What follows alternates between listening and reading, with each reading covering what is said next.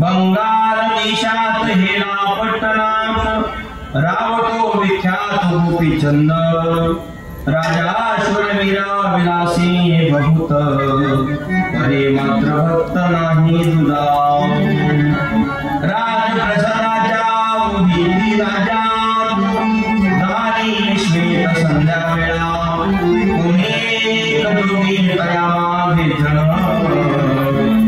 देखे ज्ञान राजमाता तृणभार दोन्ही देखे आभ्यंतरी मागे लढणारी जोगी आमच्या दासीशी बोलती योगी हे महान तारी भवा तू नाहू ऐसे दासी किया सुवात भूतवेश राहती जोग्याची ती वस्ती देखिले झिडकानी जोगी परिमाणावती जाई गुरु वस्ती राजमाता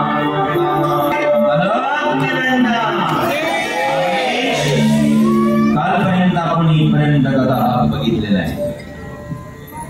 महिनावती दासी समवेत मच्छिंद्रनाथ जालिंद्रनाथ महाराजांकडे येते आहे आणि जालिंद्रनाथाकडे आल्यानंतर जालिंद्रनाथ महाराज झिडकारतात नाकारतात तरी पण ती चरण सोडत नाहीये.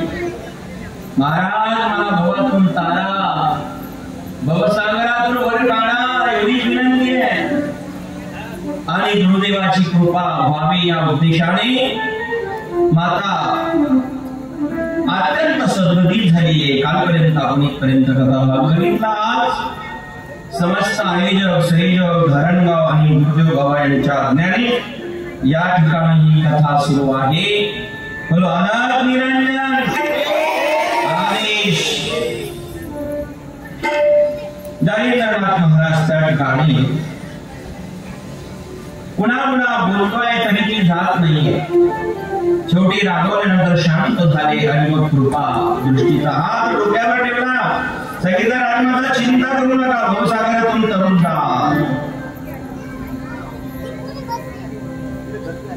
दासी सवे राखी ते गुरुस्थाना नकळे पूर्ण आयुष्या देती. रोज दासीच्या समवेत राजमाता गुरुच्या आश्रमात यायची. चरण सेवा आशीर्वाद आणि मग राजघराण्याचा थोर थोर टीक लागेल कलंक तव चरित्र्या. जालिंद्रनाथ म्हणाले तू रात्री येऊन माझी सेवा करते, जर कोणी बघितलंस तुझ्या राजमाताचा जो कलंक लागेल राज्याला आणि तुझ्या कुळाला, असं करू नकोस. मी जिथे आहे तिथे येऊन रात्री सेवा करते. आदरणीय लोक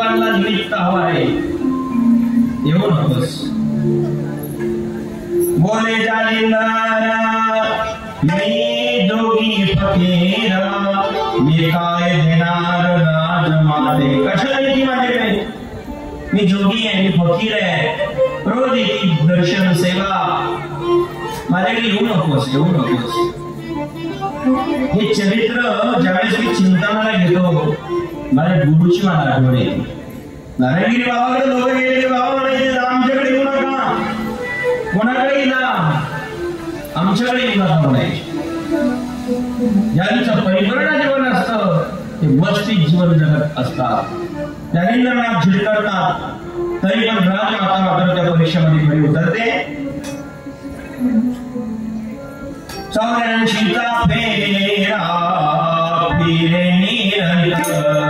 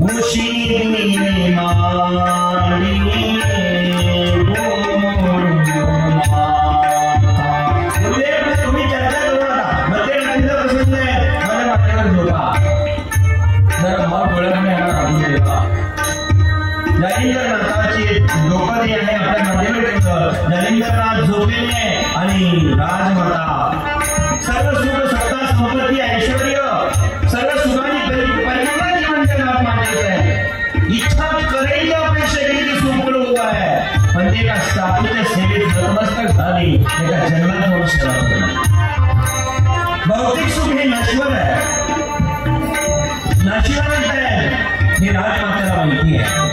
आणि म्हणून गुरुच्या जवळ बसली आणि सांगितलं गुरुदेव माझ्या मांडीवरती डोकं ठेवा आणि मांडीवरती डोकं ठेवून डोक्यावरनं लहान जसं मुलाच्या डोक्यावरनं आई उमरते तशी महिनावती आज मी काय का लक्ष द्या, सर्वांगाचे काम करा. आणि त्याच वेळेला महिनावती म्हणू लागली गुरुदेव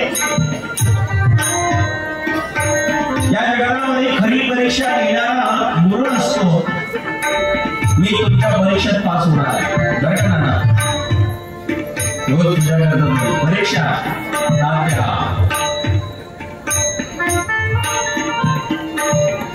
खरी कोटी श्राद्धा देखे जालिंदार, खरी कोटी श्राद्धा देखे जालिंदार, मायाचा भ्रमरा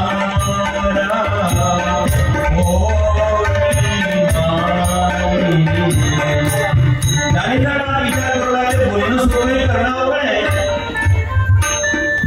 माणसं बोलतात करतात थोडीच आहे, बोलतात फार माणसं पण करणारी फार थोडी असतात. आणि म्हणून बोलणारे फार आहे करणारी कमी आहे. या उद्देशाने तिची परीक्षा घेऊ. गुरुदेव झोपत असताना मांडी डोक्यावरती चित्र डोळ्याकडे ना सगळ्यांचं आणि गुरुदेवाची मांडी डोक्यावरती, महिनावरती डोकं दाबते. गुरुदेवाने भ्रमर निर्माण केला, नाही भ्रमर ज्ञानेंद्रनाथाने भ्रमर निर्माण केला आणि तो भ्रमर ज्यावेळेस महिनावतीला चावू लागला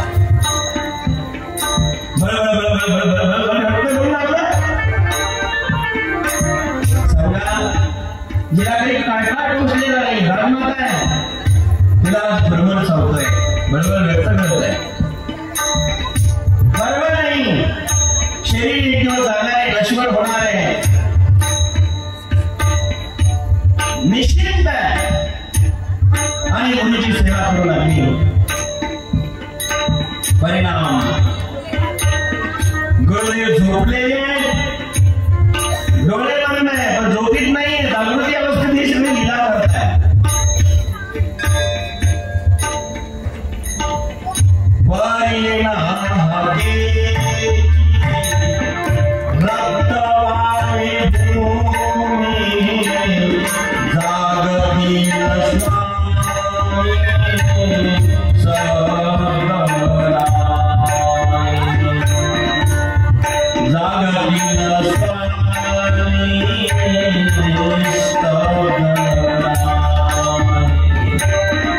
शरीराची पर्वा नाही, दुःखाचा पर्वा नाही, जीवनामध्ये अशी भक्ती करावी.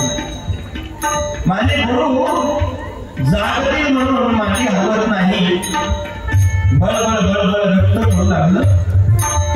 प्रत्येकाने आपल्या गुरुविषयी इतकं निष्ठावान असलं पाहिजे. जर मी माझी हवावी माझीला गुंडाळ चालतोय, बळबळ बळबळ व्यक्त करू लागलंच पण मांडी हलवत नाही. मांडी हलवावी तर माझे गुरु जागतील आणि झोपवण होईल, झोपवण झालं की पाप होईल, पापाची पर्वा नाही पण माझ्या गुरुला दुःख होईल म्हणून मांडी हलवत नाहीये. काय भक्ती माझा महिना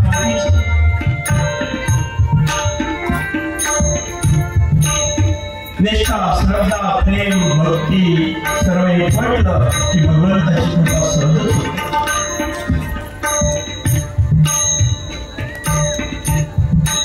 राममाता मांडी हलवत नाही, शरीराची पर्वा नाहीये.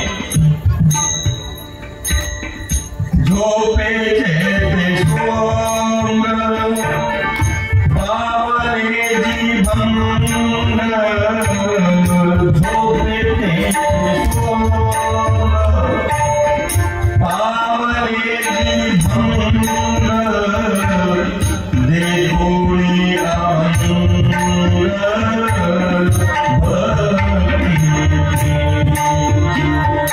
गुरुदेवाने सोंग घेतलेला आहे.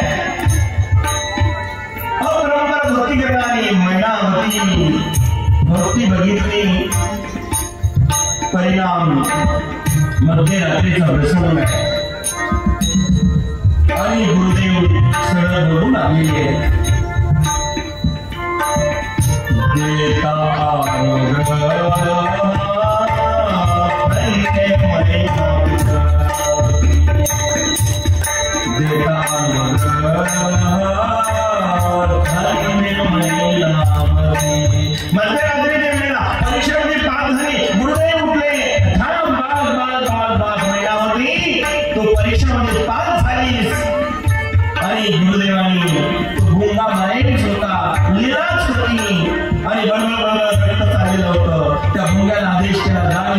आणि मांडीला हात लावला, ते शिद्र बंद झालं, दुःख वेदना संपल्या आणि सांगितलं चिंता करू नकोस. गुरुच्या चरणांवर बसलेली मैनावती हात जोडलेले आहेत, विनम्र भाव आहे, श्रद्धापूर्वक नम्रतेने वंदन करते, नमस्कार करते. गुरुदेव कृपा करा, कृपा करा. धन्य असती मैनावती. राजमाता सर्व सुख संपन्न ऐश्वर्य जीवन आहे, तरी पण सर्व राज्याचा त्याग. मुलगा राजा आहे, पती वाढलेले, सर्व सुख अनुकूल आहे, तरी पण जीवनाचं सार्थक्य व्हावं या उद्देशाने जलेन्द्रनाथाचा अनुभव प्राप्त व्हावा. गुरुत्व स्वीकारलं आणि सेवा केली. गुरुदेव प्रसन्न झाले. 7 महिन्यावरती काय पाहिजे? एकच इच्छा आहे महाराज, मला अनुग्रहित करा. बोल मंत्र द्या, बीज मंत्र द्या. गुरुदेव सर्वजित झाले, कृपा केली, अनुग्रहित केलं आणि ब्रह्मस्थिती चराचरामध्ये प्राप्त झाली. धन्य कशामुळे धन्य अनुग्रह प्राप्त झाला जलेन्द्रनाथ. देता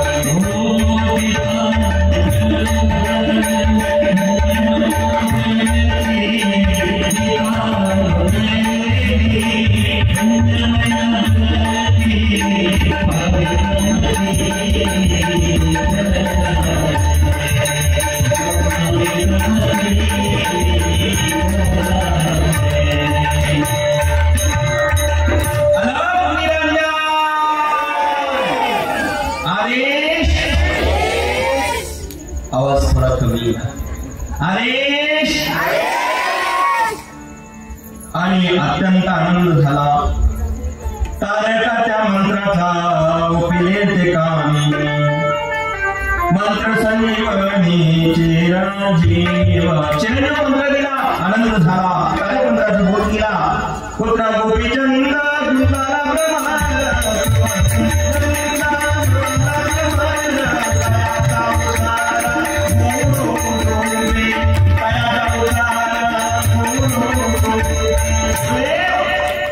आता माझा उद्धार केला, पण माझा ब्रह्मांडासारखा संसारात गुंतलेला गोपीचंद त्यालाही बाहेर काढा, अशी आई असावी बरं का. आपला उद्धार झाला बघलं असं नाही, माझ्या मुलाचाही उद्धार झाला पाहिजे. पुत्र गोपीचंद ब्रह्मांडासारखा संसारामध्ये रमले नाही महाराज, त्याला या संसारातून बाहेर काढा आणि आध्यात्मिक ज्ञान द्या. ठीक आहे. ब्रह्मज्ञानी चिरंजीव मैनावती गोपीचंद पुत्रा नामी मोक्ष प्राप्ती, विलास भोगे ही दिवे क्रांती, एक दिनी नासेल होईल त्याची माती, विचारी मनासी मुदसरी, विचारी मनासी मुदसरी. गोपी संसार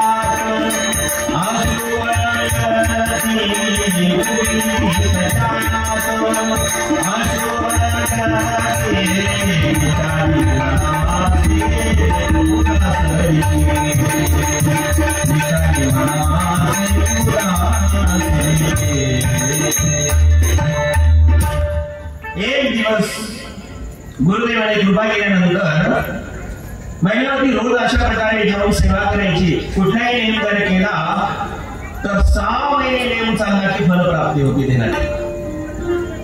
कोणताही नेम करा पण बरं का 6 महिने चालला की फलप्राप्ती होते. मग फलप्राप्ती करण्याकरता गुरुदेव महाराज 6 महिने नेम केला पाहिजे आणि 6 महिने जर कंटिन्यू चालला की फलप्राप्ती होते. आणि म्हणून आम्ही 6 महिने तरी टिकलो पाहिजे.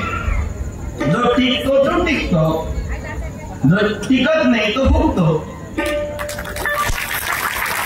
टाटा 6 महिने परिणाम त्याच ठिकाणी महिनावतीने सांगितलं. एक दिवस महिनावती वरच्या महालावर गेली. कडाक्याची थंडी पडलेली आहे, कडाक्याची थंडी आहे. आणि त्यावेळेस वरच्या महालात जाऊन बसलेली आहेत. कवळ कवळ ऊन पडलेले आहे. उन्हाचा आस्वाद घेत असताना महिनावती खाली गोपीचंद स्नानाकरता बसलेला आहे. नीट आहे शाबास. गोपीचंद स्नानाकरता बसलेले आहेत. सौम्य सौम्य चालू. परिणाम स्नानाकरता चालत असताना सर्व दासींनी उष्णता आणलेले. कोणी स्नानाची तयारी करतोय, कोणी उष्णदेक देत आहे. आणि उष्णदेक देत असताना सुहासिनी असणाऱ्या उलटा असेल विविध प्रकारचं ते राज्याचं सोहळा आहे. सामान्य माणसाची जर एखादं श्रीमंत असेल त्याच्याकडे जे सुख आहे त्या लाखो पटीनं राजाकडे सुख आहे. सर्व प्रकारची तयारी स्नानाची. स्नानाकरता राजा गोपीचंद उघडा झालेला आहे. आणि दासी अनेक दासिया स्नानाला तयारी करत असताना सहज मातोश्रीचं लक्ष खाली गेलं. गोपीचंद राजा स्नान करत होता, लक्ष सहज खाली गेलं. आणि खाली लक्ष गेल्या गेल्या तिने त्याचं सुंदर शरीर पाहिलं. मनात एक भावना निर्माण झाली. काय राजा सुंदर होता, एवढं सौंदर्य त्या राजाचं. हळदीसारखी क्रांती बघितली आणि मातेचं हृदय सदगदित झालं. माता म्हणाली एवढा सुंदर आहे, हाही इतका सुंदर आहे. याचे वडीलही एवढे सुंदर होते, पण एवढे वडील सुंदर असून एक दिवस काळाने त्यांच्यावर घाला घातला. जरी एवढे वडील सुंदर होते शेवटी त्यांनाही मरावं लागलं. काळाने घाला घातला. हाही माझा मुलगा इतका सुंदर आहे, एक दिवस यालाही काळ घेऊन जाणार आहे. आणि काळ जर यालाही नष्ट करणार असेल तर वेळी सावध केला पाहिजे. याला म्हणते आई. आई आमच्या वारकऱ्यामध्ये मधलाच आई. आईने काय म्हणाला उपदेश करावा. आमची सीता रामायणामधून जात असताना ज्यावेळेस नांदायला जातात त्यावेळेस आईने केलेला जो उपदेश ना सुनेनी मातेने सास ससुर गुरु सेवा करून सास ससुर सेवा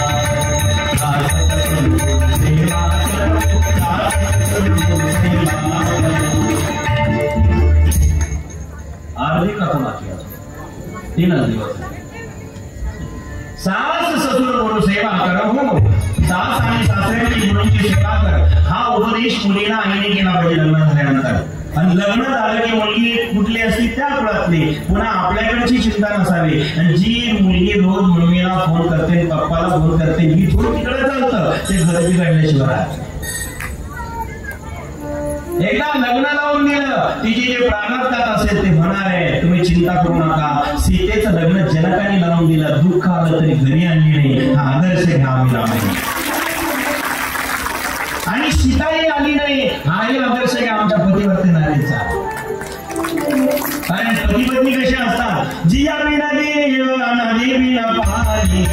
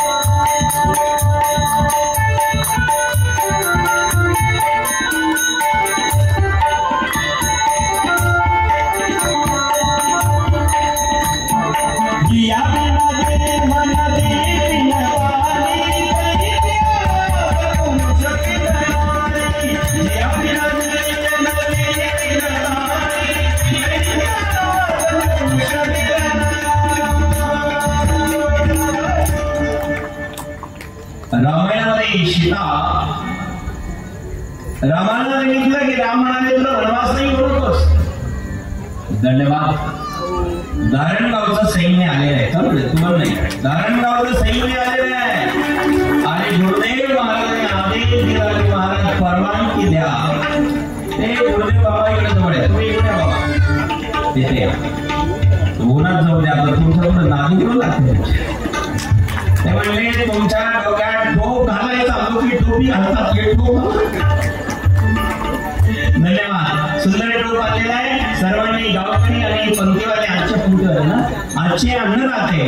रोज मला कोणी कपडे आणत आहे कोणी काय आणते सांगता येत नाही. आज मात्र कपड्याच्या आधी टोप आणला. हो सोनेरीकरांचा जोरात टाळ्या यांच्याकरता. ठीक आहे.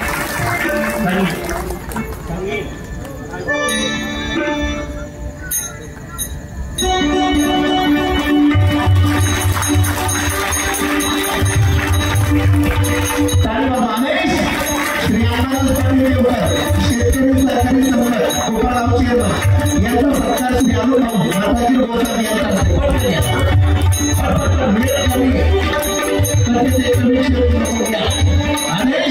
आपल्या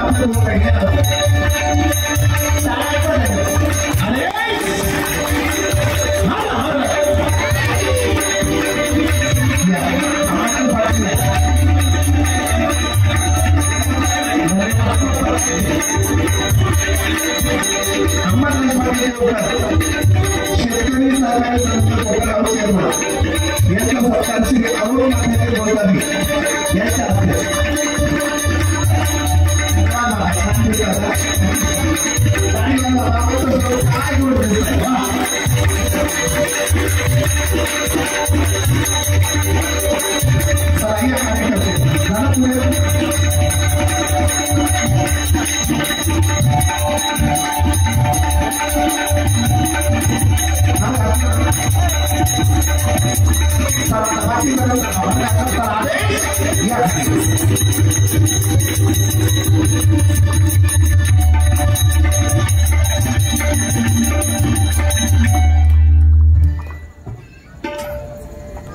गुरुदेव महाराजांचा आदेश होता की आम्हाला नाकारू नका. आमची इच्छा आहे बाबा तुमच्या डोक्यात टोप घालायला. लोक टोप्या घालतात आम्ही टोप घालतो. धन्यवाद बाबा. सुंदर असणारा टोप आणला. आजचे अन्नदाते पंक्तीवाले काय रोज काय करतील सांगताच येत नाही. आज टोप आला उद्या काय टोपी नव्हती थोडा प्रतिध्वनी करेल. धन्यवाद. आदेश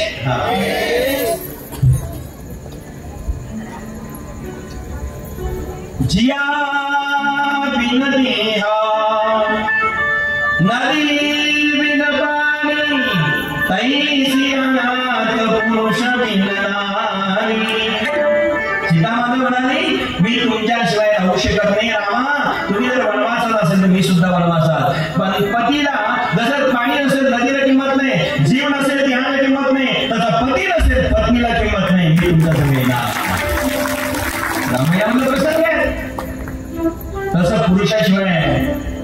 पत्नीला किंमत नाही, तसंच जीवाशिवाय देहाला किंमत नाही. आज या ठिकाणी आता महिनावती म्हणाली, हा देत आहे राहणार एक दिवस काळ घेऊन जाणार आहे. जर या देहाला काळ घेऊन जाणार असेल, याची माती होणार आहे का? शरीराची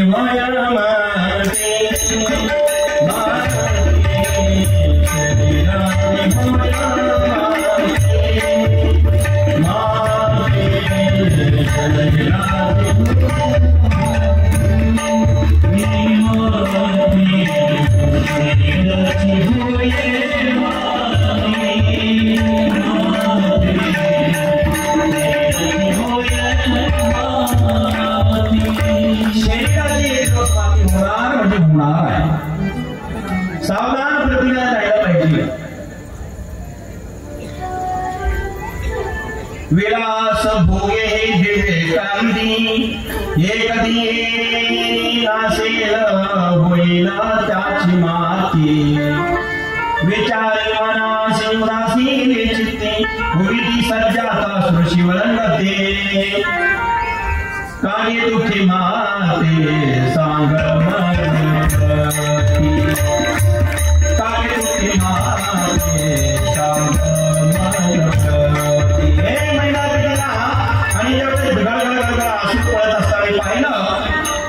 स्नान करणाऱ्या गोपीचंदाने डोळ्यातील आसुर ज्यावेळेस आले, आसुर डोळ्यातले आले आणि आसुर बघितल्या एक घटना.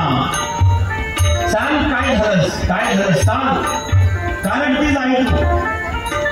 गोपीचंद राजा चटकन उठला, पहिल्यावरती कोण रडत आहे? स्नान करताना आईच्या डोळ्यात आसुर आहे. आईच्या डोळ्यातील आसुर बघितले आणि आसुर बघितल्या त्याच ठिकाणी आलेले वरते गेले. आईने सांगितलं कारण ते सांग ना, रडण्याचं कारण काय आहे? बाळा काय सांगणार आहे? आई तुला कोणी दुःख दिलंस का? तुझ्या मनाला कोणी मारलं असेल तर सांग ना. तुला या जगता राज्यामध्ये काही कमी आहे का? तुझं मन दुखलंच का? मग ते सांग मला काय त्रास आहे तुला? कोणी अपमान केला माते तुझा? नाही बाळा, नाही अपमान नाही केला बाळा. मग माते काय झालं सांग ना. कारण तेच तू सर्व सुख वैभव आहे तरी पण रडत असेल, दुःखाचं कारण काय माते सांग मला. असा पुत्र असावा काळजी घेणार आईचा. हा आदर्श सर्वांनी घ्या. राजा आहे, राज्याचं वैभव आहे, वडील वारले आहे, आईचा आधार आहे, पण आईच्या डोळ्यात अश्रू बघू शकत नाही, त्याला गोपीचंद म्हणला. आणि प्रत्येकाने कसं राहिलं पाहिजे? आपली आई दुःखी असेल, आपली जगदंबा दुःखी असेल तर जगातलं कुठलंही सुख आपल्याला ते सुख देऊ शकत नाही. पण माणसं त्याही काळात भौतिक सुखाच्या मागे लागतात, आईवडिलांनी लक्ष देत नाही, दुर्दैव येते. त्यावेळेस एक कथा कीर्तन याची गरज पडते, ही चरित्राची गरज पडते. कथा कीर्तनाची का गरज आहे? डाऊट आहे. याचं कारणच आहे तो आदर्श साधू संतांच्या चरित्राचा आमच्या जीवनामध्ये प्राप्त व्हावा आणि आमचं जीवनही कसं सफल व्हावं म्हणून हे चरित्र आहे. चरित्र ऐकून सोडून द्यायचं नाहीये. संत चरित्र आहे, कमी नारायण आहे, हरिनारायण आहे, अंतरिक्ष हे अर्थात योगी नव नारायण आहे. ऐकावा, सोडून द्यावा बिलकुल नाही. प्रत्येकाने ही कथा घरी बोलला. धारणगावमध्ये दुसऱ्या वर्षी नवरात्र झाला आणि आम्ही हे लिखाण केलं. महाराजांना सांगितलं 3दा लिहिलं. पहिल्यांदा लिहिलं ते संक्षिप्त, दुसऱ्यांदा लिहिलं फार व्यापक, तिसऱ्यांदा लिहिलं पाहिजे तेवढं. आता याचं प्रकाशन करणार आहेत आणि समाजाला ही कथा दान देणार आहे धर्मनाथ बीजेला, करुणा संस्थानला 2025 मध्ये जानेवारी. हे माझी जी मुलं आहेत यांच्या ह्या चौपाया पूर्ण पाठ आहे. ह्या नवरात्राच्या नाही अजून, पण नवरात्राच्या बाबा याच्या आम्ही अडबगडात मनका केलेली. माझी कोणते मुलं तुम्ही उभा केलं लगेच सुरू करतील. ओम नमो अडबंगनाथा गातो मनिंद गातो तो चरित्र अर्था साई करावे तुम्ही समर्थ हो चैतन्य अडबंगनाथा. नगर जिल्हा संतचे माहेर मुळा प्रभरा उदवय मुळा प्रभरा उदवय नगर जिल्हा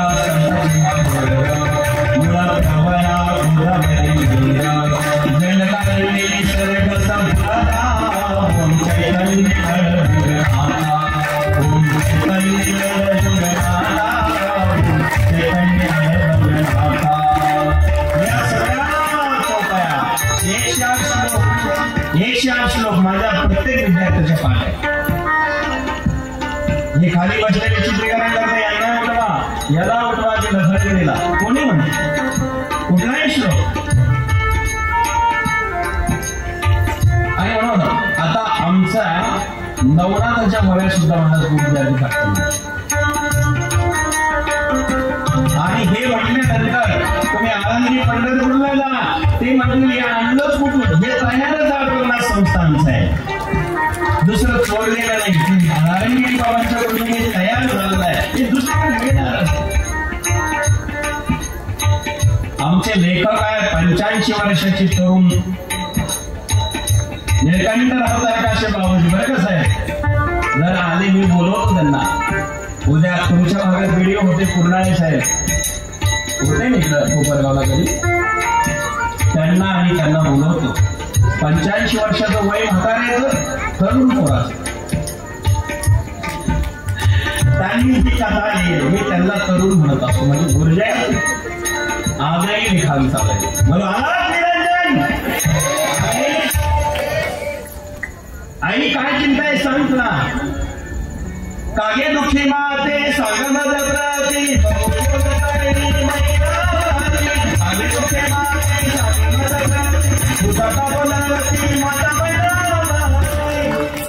सांग आई काय दुःख आहे तुला. आई म्हणाली मला एकच दुःख आहे, याच जन्मी याच देही मोक्षाची प्राप्ती, सारे रे तुझं वरचा मुले का प्रती. हे इच्छा बाबा, मोक्षाची प्राप्ती करून घे. माते असं गुरु कधी भेटणार. अरे दैव युगाने आपल्या राज्यात एक गुरु आलेला आहे, एक संत आलेला आहे, आणि त्याचं नाव जालिंदर आहे. जा तू त्याला शरण. ऐकून संतोष बोले राजमाता, शरण तू जाई जालिंदरनाथा. जालिंदरनाथ नावाचा एक असलेला गुरुला, आणि तो म्हणाला आई जालिंदरनाथाने गुरु करायला हरकत नाही, पण जालिंदरनाथाला गुरु करण्याआधी माझं वैराग्य परिपूर्ण नाहीये. आणि ज्याचं वैराग्य परिपूर्ण नसेल त्यांनी अध्यात्मात सुद्धा योग्य वेळेत येऊ नये. ज्याचे वैराग्य कुमळ कंठका, तेथे देश न धरू सके निष्ठका. त्यांनी एवढं ठीक आहे, मला 12 वर्षाची अवधी दे. 12 वर्ष झाली की मग जरा मी संसाराची सुख भोगेल, आणि संसार सुख भोगल्यानंतर मी प्रवृत्त अध्यात्मात होईल. निरंजन आई म्हणाले अरे माणसाला 12 घंट्याचा 12 मिनिटाचा सुद्धा भरोसा नाहीये. क्या भरोसा ही सद्गुणी का, क्या भरोसा ही सद्गुणी का, साथ में दीना ये मोती का, क्या भरोसा ही सद्गुणी का, क्या भरोसा ही सद्गुणी का, क्या भरोसा साथ मिल जाएगी शर्मी क्षमा मिलाएगी जलते नाम मिलाएगा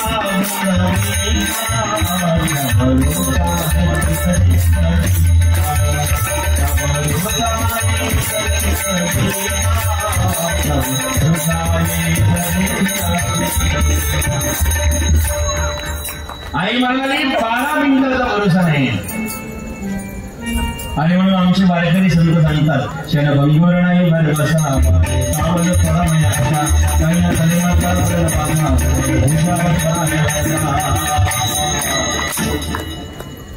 ठीक आहे. क्षण भंगुर नाही भर बसा वारे सावध थोडा महिना काही ना कलेमाचा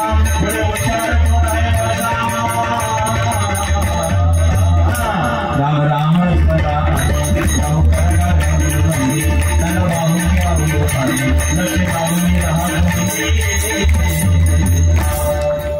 आता कशाला डीजे लागतो इथं असं चालेल.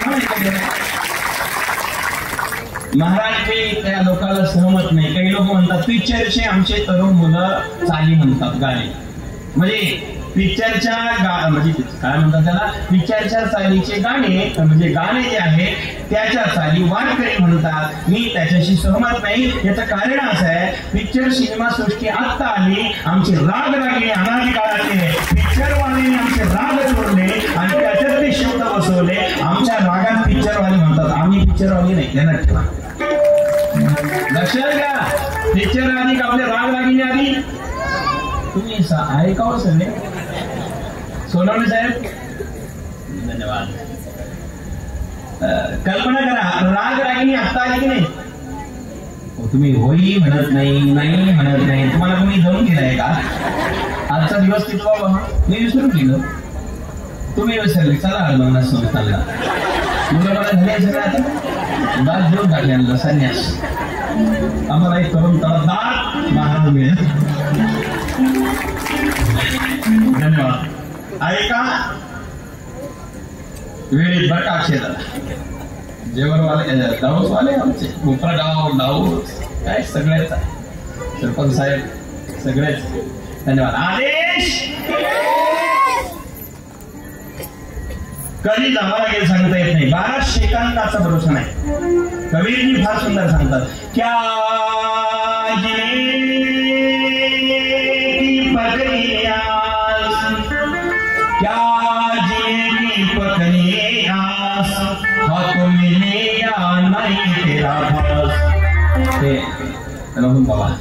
हाथों में लिया नहीं तेरा हातात घेतला घास नाही ना बाबा आपला, म्हणून वेळ बस घास आपला नाही, काही जगायची इच्छा करतो म्हणून सावध हो.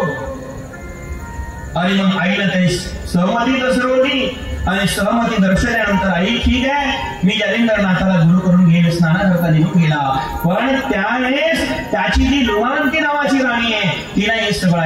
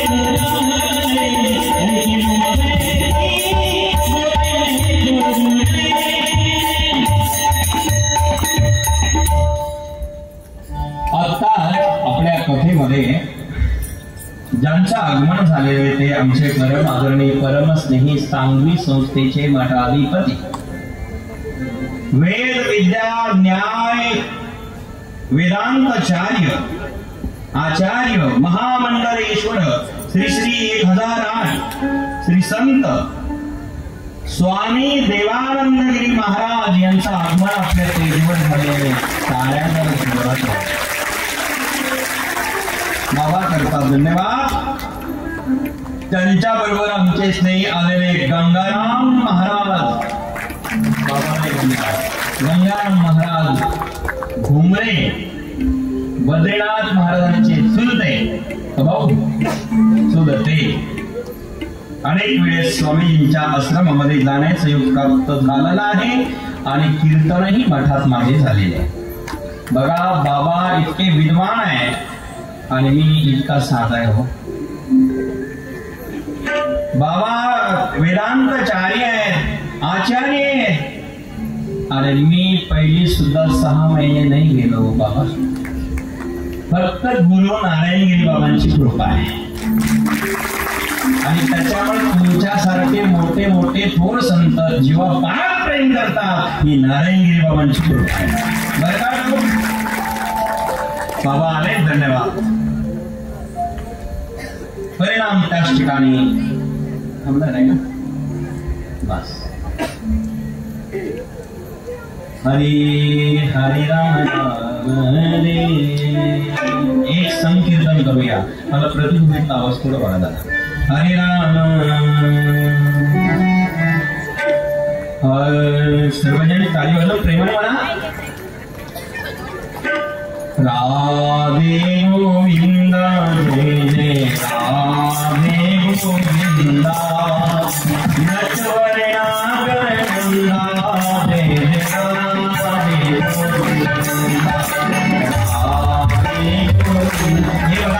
सर्वांना विनंती आहे. असं चालता काही घर ज्याला देवानी सुरुवात केली आहे त्याच्यावर असं राहते. एक टाळी वाजायची. टाळी लयामध्ये वाजवा.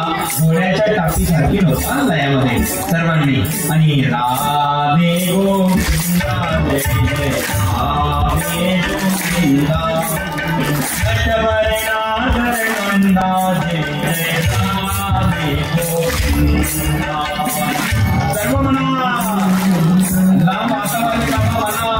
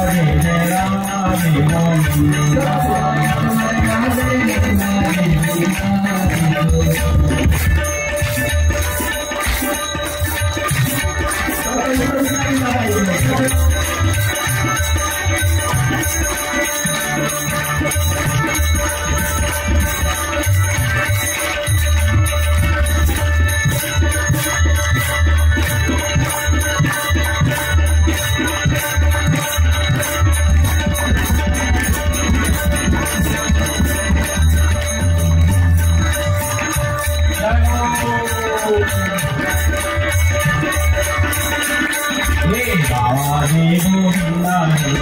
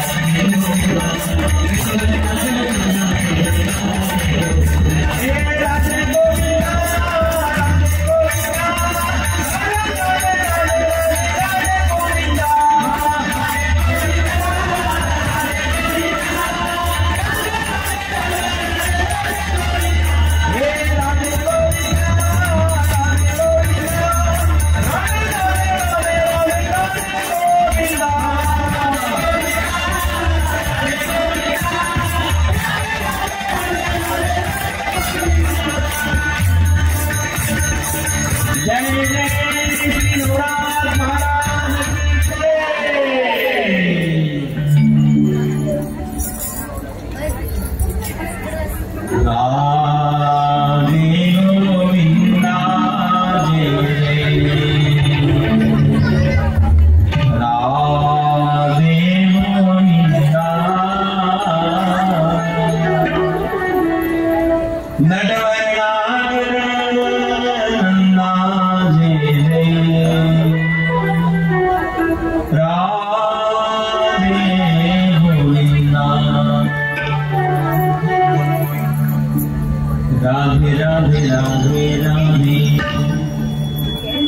जय राधे गोविंदा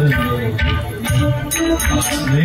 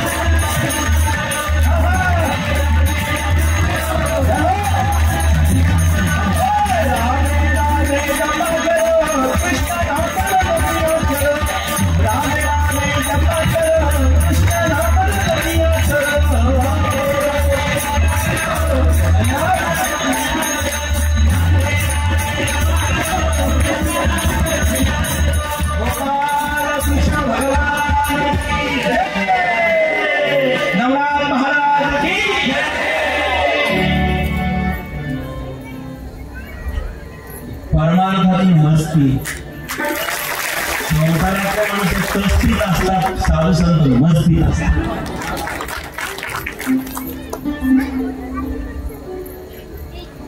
राधे राधे पिया करो कृष्ण नामरस जपा करो, कृष्णाचं नामरस प्या, प्याला पिओ हरिनाम का, आखे करो लाल,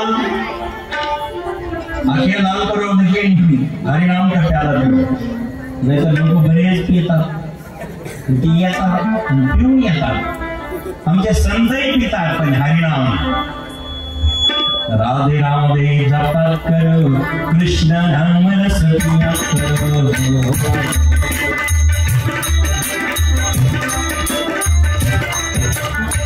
त्या वृंदावनामध्ये गेले, त्या मस्तीत लोक भक्ती करतात. हो आता मी 18 तारखेला जाणार आहे कृष्ण दर्शनाला. बाकी बिहारीच्या दर्शनाला गेले की बघितलं ना, हा हा हा करोडपती लोक असतात बाबा तिकडे गेलेले. बाकी बिहारीच्या दर्शनाला गेले की ती छटा पहिले, हा हा बाकी बिहारी की देख छटा देख छटा मेरे मन है गगन का छटा, बाकी बिहारी की देख छटा देख छटा मेरे मन है गगन का छटा, मेरे मन है गगन का छटा, मेरे मन है गगन का छटा. वेळ कमी ना बाबा, आता काय करणार, तुमच्याकडे 2 दिवस मारून घ्या.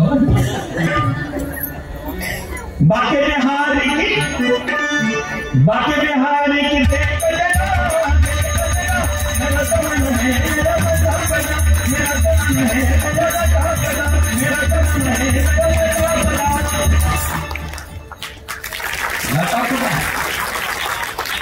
मस्ती गुरुदेव स्वामी झाले आज वृंदावन म्हणा आनंद आहे.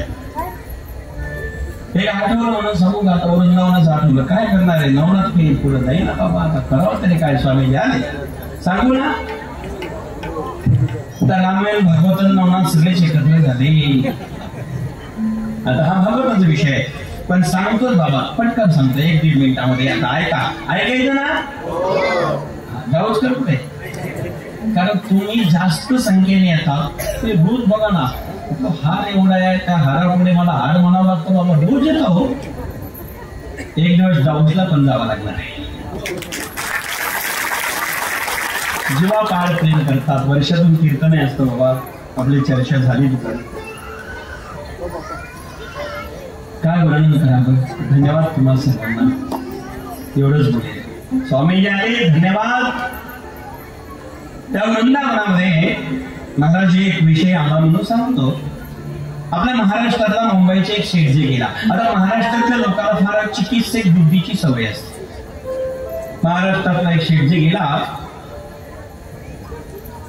आणि तो वृंदावनामध्ये गेला आणि तिथे बाकी बिहारीचं दर्शन झालं.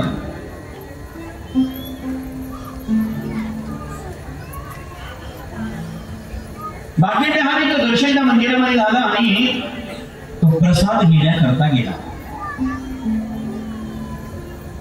आपण नाही का काही प्रसाद घेतो, मिठाई वगैरे घेत असतो, पेढे प्रसाद आपल्या पक्षामध्ये. तो हलवाईच्या दुकानामध्ये गेला प्रसाद घेण्याच्या उद्देशाने. त्या हलवाईच्या दुकानात गेल्यानंतर त्या पुण्यातल्या आपल्या महाराष्ट्रातल्या मुंबईतल्या शेटजीने विचारलं, ओ दादा, हिंदी ते सांगू तुम्हाला, तिकडची भाषा हिंदी आहे आणि मी जे प्रमाण म्हणलो ते ब्रज भाषेत नाही. बाबा तिकडेच राहिले, म्हणजे आचार्य झाले, मला ब्रज भाषा थोडी थोडी येते बरं तुम्हाला. ते भागवत बोलेल ना, तर नवनाथ पुढे बोलते महाराष्ट्रात, तरी पण थोडं फरक होतो या बाबा यारे. ते ब्रज भाषेतलं आहे. बाकी बिहारी की देही कछटा मेरे तो मन है गयो लता पटा, मेरे तो मन है गयो. हिंदी नाही बाबा, ये ब्रज भाषा है. महाराजांना माहिती, ये ब्रज भाषा. हे गयो मेरा मन हो गया, हुआ है, आणि झालं मराठी, हुआ हिंदी, हे गयो ब्रज भाषा. शब्द तेच आहे. मेरे तो मन है गयो लता झालं. मैं क्या करूं, यशोदे तो कहाँ कहूं, मेरे मन की स्थिति कहाँ बताओ तुम्हें. नाजुक स्थिति है, कहाँ बताओ जसुना, मैं बता ही नहीं सके थे तुम्हें. कहाँ बताओ मेरा मन कैसा है गयो, लता पटा है गयो, कहाँ बताओ तुम्हें रानी. चलो जो छोड़ दो भाई. तो वो सेठ जी आया था, हलवाई को कहने लगा, वो हलवाई दादाजी बोलिए महाराज क्या चाहिए. नहीं कोई बात नहीं है, लेकिन मुझे कोई मिठाई दे दो. हलवाई ने कहा कोई बात नहीं ले लो, लेकिन हलवाई को सेठ जी ने कहा देखो हलवाई जी, बाजार में इतनी दवाई आई है, इस मिठाई पर इतनी मक्खियां बैठते हैं, इतनी मक्खियां बैठते हैं, आप नई नई दवाई आई है बाजार में, आप खरीद करके क्यों नहीं लाते, मक्खियां को क्यों नहीं मारते? ये मक्खियां करके ये मिठाई पर बैठते हैं ना, तो ये मक्खियां आती हैं, इसको मारते क्यों नहीं आप? तो उस हलवाई ने क्या कहा, ओ शेठ जी बरं मी सूचना करतो, खालचे बोलवत आहे तुम्हाला, जागा संपली एकच विनंती, पुढे पुढे सरका, सर आदेश करताय सरका, भेटून आता ती पण संपली, आता जागा नाही संपलेली, जेवढी शक्य असेल सरका पुढे, सरका पुढे पुढे सरका, सरका तुम्ही सर या खेटून बसा, या आपण जेवढी जागा असेल, आता पुढे जर कथा घेतली धरणगावकर तर तुम्हाला बरं का साहेब, आता पार्किंग आणि जागा मोठी याच्या डबल टेबल करावं लागेल, तेव्हा लोक मातील, आता धरणगावकडे राहू नका, तर पंचवर्षी घुसणारे तुमचे कथा, आणि मग मोठी जागा असेल आणि जर इथून जाऊन व्यवस्था बघेल तर तो 4 लोक आणखीन आणेल, पण पार्किंग मध्ये अडकले की जरा बरं आहे, पण जरा अडचण आहे, पुढच्या वर्षी व्यवस्था करा एवढीच विनंती आहे. धरणगाव आता जागा संपली, थोडा ऍडजस्ट करा, जिथे आहे तिथे बसा. त्या शेठजीला तो हलवाई म्हणाला, शेठजी तुम्ही इस मक्खिए की बात करते हो? बोले हाँ सेठ जी, ये मक्खियां आपको दिखती होगी, ये मक्खियां आपको दिखती होगी, लेकिन ये मक्खियां नहीं है वो सेठ जी, ये तो मेरे राधा रानी की सखिया है, हम इसको कैसे मार सकते हो भाई, ये दृष्टि वृंदावन लक्ष देता, आपले गोड काही असलं की मासे बसतात की नाही, त्यांनी सांगितलं मारायचं नाव घेऊ नका, ये कोई मक्खिया नहीं है, ये तो स्वयं राधा रानी की सखिया आहे. काय भाव आहे महाराज त्या वृंदावनातला, जर गेलो पाहिजे, आणि काय माणसं आहे, काय भक्ती करतात, कोणी लहान नाही कोणी मोठे नाही, इंग्रजी लोक येतात, अंग्रेजी लोक येतात, आमच्या महिलासारखे साडे नेसतात, महिलासारखे केस घालतात, आणि त्या इतक्या नाचतात, असं वाटतं आमची मीराबाई मुक्ताबाई प्रगट झाली. वरच्या स्त्रिया इस्कॉन टेम्पलच्या माध्यमातून हरे कृष्ण आल्याने तर जगत क्रांती केली, आणि ते सगळे येतात, आहा हा, हरे कृष्ण हरे राम राधे गोविंदा, हरे कृष्ण हरे राम राधे गोविंदा, हरे कृष्ण हरे राम राधे गोविंदा, हरे कृष्ण हरे राम हरे कृष्ण हरे राम राधे गोविंदा, हरे कृष्ण हरे राम राधे गोविंदा, हरे राम राधे गोविंदा, हरे कृष्ण हरे राम राधे गोविंदा,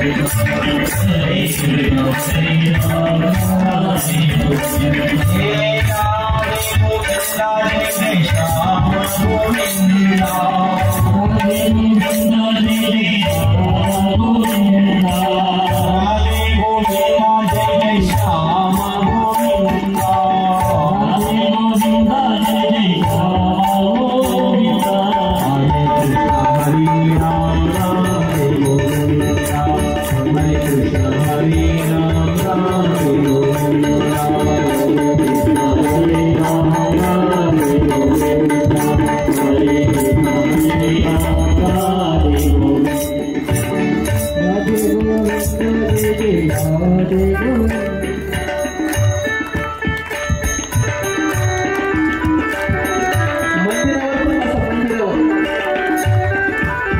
राधे गोविंदा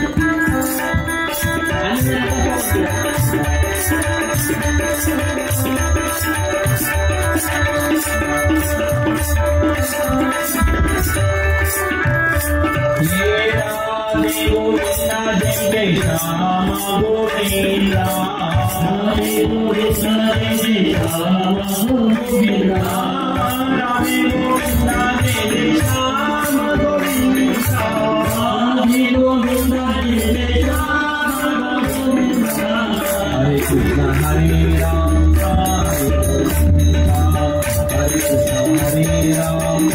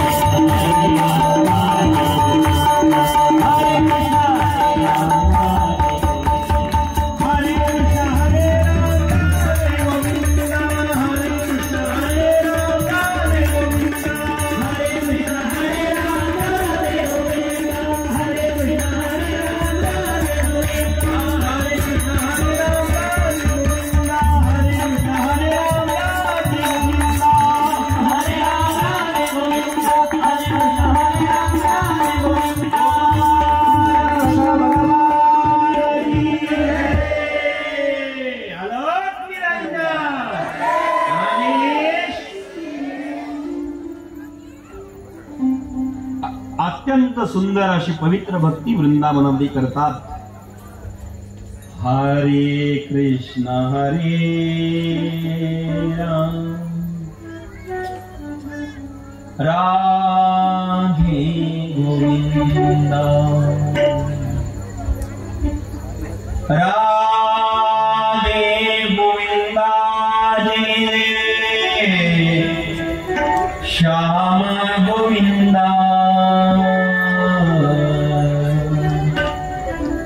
हरे कृष्ण राम राधे गोविंद हे कृष्ण हे गोविंद राधा रमण बाकी बिहारी लाल. एकांतात बसावं, त्याची आठवण करावी, त्याचं स्मरण करावं. की छटा डोळ्यासमोर आली. बाके बिहारी की देख छटा हमार मन हे गयो नटा पटा, हमार मन हे गयो नटा पटा. तो दर्शन देत असतो आणि तिकडचे लोक त्याला जवळ घेतात, जीव घालतात, स्नव घालतात, झोपी लावतात. छोटे रंगनाथाची मूर्ती जवळ असते. देवाला नैवेद्य दाखवल्याशिवाय जीवत नाही, देवाला जीव घातल्याशिवाय हे घेत नाही, आणि देवाला झोपी लावल्याशिवाय झोपत नाही. देवच सेवा असते. काही भक्त असे वृंदावनामध्ये विमानात सुद्धा गेले की कृष्णाकरता एक स्वीट बुकिंग करतात.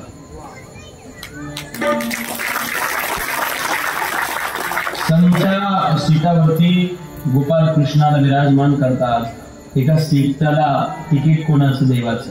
काय नाव? गोपाल कृष्ण. पूर्ण नाव भगवान श्रीकृष्ण. सीट. विमानातून जाताना फॉरेनला सांगा काय भाव आहे हो. जसा असा भाव आहे त्याला का देऊ भेटणार नाही माझा भाव. भक्तीत रंगून गेल्यानंतर सर्व विसरा. संसार संपणारच आहे, संसारात विसरावा लागणार आहे. आपल्या सगळं काय येणार आहे विचार करा. ना गाव, ना लोक, ना आई, ना वडील, ना मापा, ना माता, ना पिता, ना बहीण, ना भ्राता. कोण आपल्या बरोबर येणार आहे? शेवटी सद्गुरू आणि विश्वरच कामाले. तेथे कोणी सोडविना एका सद्गुरू वाचोनी एका चक्रपाणी. दोनच प्रमाणे, तिसरं नाही.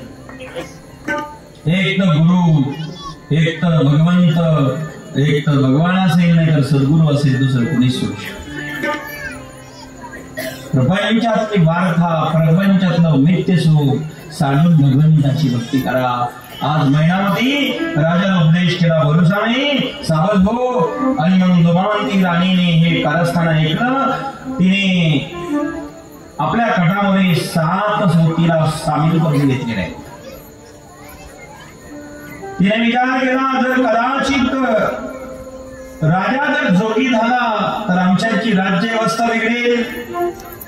परिणाम त्या ठिकाणी 7 सवतीला पटवलं.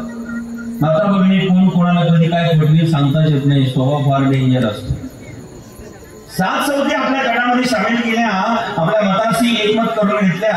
आणि लुबावंती राणी मध्यरात्रीच्या वेळेला राजा ज्यावेळेस कामधंदा आटून आपल्या सैनिक कक्षामध्ये गेला, लुबावंतीने रतीसूर दिल्यानंतर राजा आपला पूर्ण कक्षात आलेला आहे आणि आपल्याला वश झालेला आहे. जे वेळेस कळालं त्यावेळेस लुबावंतीने सांगितलं, महाराज मला तुम्हाला जे सांगायचं आहे ना, जर कदाचित मी हे सांगितलं तर तुमचं स्वास्थ्य बिघडू शकतं. पण सांगण्याकरता माझ्याकडे हे धाडस होणार नाही. धाडस माझ्याकडे नाहीये. तुम्ही जर मला अभय देत असाल तर मी तुम्हाला सांगते, पण तुमचं स्वास्थ्य बिघडू शकतं. रतीसुखानंतर राजा प्रसन्न होता. राजाने सांगितलं, मी तुला अभय दिला, सांग काय इच्छा आहे, काय सांगणार आहेस तू. अभय वचन घेतलं आणि त्यावेळेस वचनाला फार महत्व होतं. अभय वचन दिलं, अभय दिलं. त्यावेळेस राणी म्हणती, महाराज आपल्या राज्यामध्ये कोणीतरी साधू आलेला आहे, जोगी आलेला आहे, कानफाडा महात्मा आहे आणि त्याचे आणि सासूबाईचे काहीतरी संबंध आहे असे माझ्या कानावर आले. आता तुम्हाला काय करायचं ते तुम्ही बघा. माझं सांगून झालं, सांगायचं ते सांगितलं. हलके कान असेल ना अशा लोकांचे तर विचारूच नका. राजा म्हणाला, एक साधू आला आणि त्याचे आणि सासूबाईचे काही संबंध आहे, तुम्हाला दीक्षा देऊन तीर्थयात्रेला पाठवायचं आणि त्याला गादीवर बसून सर्व सुख भोगायचं हे आमच्या ऐकिवात आहे. राणीने राजाला पटवलं. राजाचं टाळकं बिघडलं. राजाने रात्रीच्या रात्री तातडीची मिटिंग घेतली आणि मंत्र्याला पाचारण केलं. विश्वास मंत्री बोलवले, बघा रे राज्यात कोणीतरी एक साधू आलेला आहे आणि तो साधू आला त्या ठिकाणी जिथे असेल तिथे जाऊन घेऊन या. मंत्रीकडे मध्यरात्रीच्या वेळेला गेले. जे कानफाडी साधू ज्यावेळेस जंगलामध्ये असणारे जालिंदरनाथ होते, मध्यरात्रीच्या वेळेला झोपलेल्या अवस्थेमध्ये जालिंदरनाथाला उचलल्यानंतर राजा त्या ठिकाणी सैन्य सुरू येत आहे. एक विहीर पडलेली होती, त्या विहिरीमध्ये राजाने त्या जालिंदरनाथाला टाकल्या घोड्याच्या दिलीमध्ये पुरलं. जालिंदरनाथ सावध झाले. त्यांनी शकासूर आणि वज्रास्त्र आणि भौजन वज्रास्त्र घातलं. ते राज पुरल्या गेले तरी आसराने सुरक्षित होते. मध्यरात्रीचा प्रसंग आहे. सकाळच्या वेळेला एका चर्चा सुरू झाली. महात्मा आला होता. जालिंदरनाथ महाराज 1 वर्ष राहिले, निघून गेले आणि निघून गेल्यानंतर मैनावती राणी शोक सागरात बुडली. माझे गुरु पुरात निघून गेले मला न सांगता. राणी अत्यंत दुःखी झालेले. गुरुजी भेटले होते, भेट झाली. आतापर्यंत माझ्याबरोबर बोलत होते, रोज दर्शन देत होते, मला न सांगता कसे गेले. अत्यंत दुःख मातेला झालेलं आहे. शोक सागरात ते बुडालेले आहे आणि त्याच अवस्थेमध्ये लुबावंतीने चुटकीचा श्वास घेतला.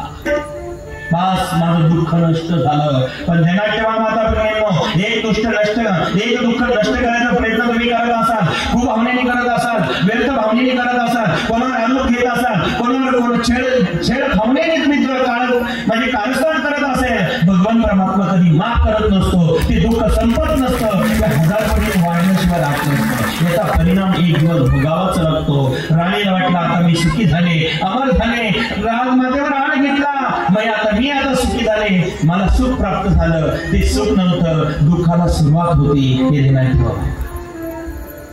मैनावती अत्यंत दुःखी आहे, लुबावंती अत्यंत सुखी आहे. कधी कधी काही माणसं अत्यंत दुःखी असतात, काही माणसं बाबा अत्यंत सुखी असतात. एकाच वेळेला दोघं सुखी होत नाही, एकाच वेळेला दोघं दुःखी होत नाही. एखाद्या गावात सगळे एखादे नास्तिक भेटतील, एखादा निंदा करणारे सगळं गाव असतील, पण एखादा खंबीर त्यावेळेस असणारा तुम्हाला धर्माच्या बाहेर तुमच्यावर आक्षेप असेल तर तुमच्या बाजूला उभा राहतो, तुम्हाला वाचवण्याकरता धावून येतो. पण एखाद्या वेळेला सगळं गाव विरोधात जातं तर एखादा चांगला असतो, एखाद्या वेळेला सगळे चांगले असतात तर एखादा नाव ठेवल्याशिवाय राहत नाही. रामायणाचा इतिहास तुमच्या समोर आहे.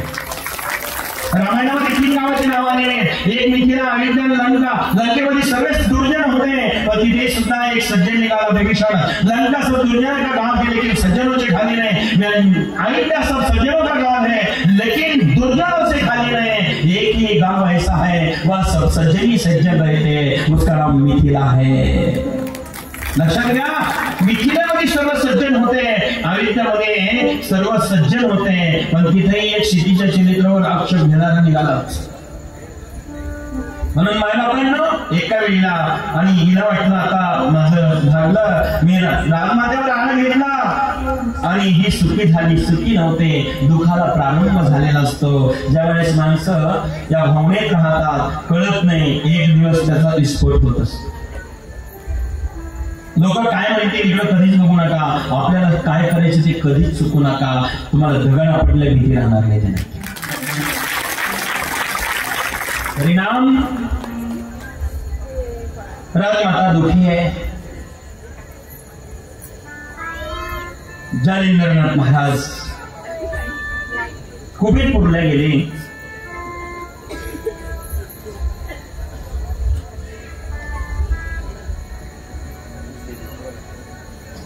त्याच वेळेला गोरक्षनाथ महाराजांनी खालीलनाथ महाराज तपश्चर्या करत आहेत हिमालय क्षेत्रामध्ये. मच्छिंद्रनाथ श्रीराज्यात मैनाकिनी सगळं सुख भोगवत आहे. जालिंदरनाथ कुपीमध्ये पडलेले. आता दोघांचे दोन शिष्य आहेत. जालिंदरनाथाचा शिष्य कानिकनाथ, मच्छिंद्रनाथाचा शिष्य गोरक्षनाथ. हिमालय क्षेत्रामध्ये तपश्चर्या चालत असताना दोघांची तपश्चर्या पूर्ण झाली. दोघे दोन दिशेला निघाले. 12 वर्षानंतर गुरुच्या भेटी करता निघाले. अत्यंत मोठी तळमळ गुरु भेटीची होती. तीर्थ करत करत करत करत करत करत गोरक्षनाथ महाराज हेला पट्टणामध्ये आले. तिथे ते कधी आला गौड प्रदेशाचा गेला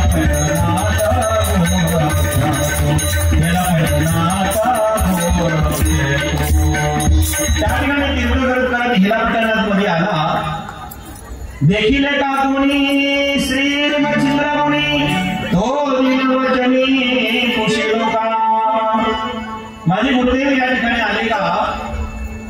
लोकांनी सांगितलं जालिंदरनाथ आले होते, मच्छिंद्रनाथ माहित नाही. कानिकनाथाने विचार केला माझे गुरुदेव नाव बदलून राहिले असावे इथे. आणि गुरुदेव असे नंतर शोधार्थ त्या राज्यामध्ये प्रवेश करू झाला. जालिंदरनामी हेला पटणी गेला कोणी कोणी कोणी. जालिंदरनामी हेला पटणी गेला कोणी कोणी कोणी. जालिंदरनाथ नावाचा एक योगी आला होता. काही दिवस राहिला, तो निघून गेला. विचार केला माझे गुरुदेवच असले पाहिजे. जाता जाता जाता महाराज दीक्षा मागण्याच्या उद्देशाने गेला. चौकशी करून आला आणि दारात गेला. एक आवाज दिला, अलग नाव दिलेल्या भूमी ठरवली. तिथून आदेश आला. जमीन ठरवली, आदेश शब्द आला. आणि गोरक्षनाथाने विचारलं महाराज मला आदेश घालणारे आपण कोण आहात महाराज. अरे मी जालिंदरनाथ आहे. जालिंदरनाथ कोण जालिंदरनाथ. अरे मी दत्ताचा शिष्य जालिंदरनाथ.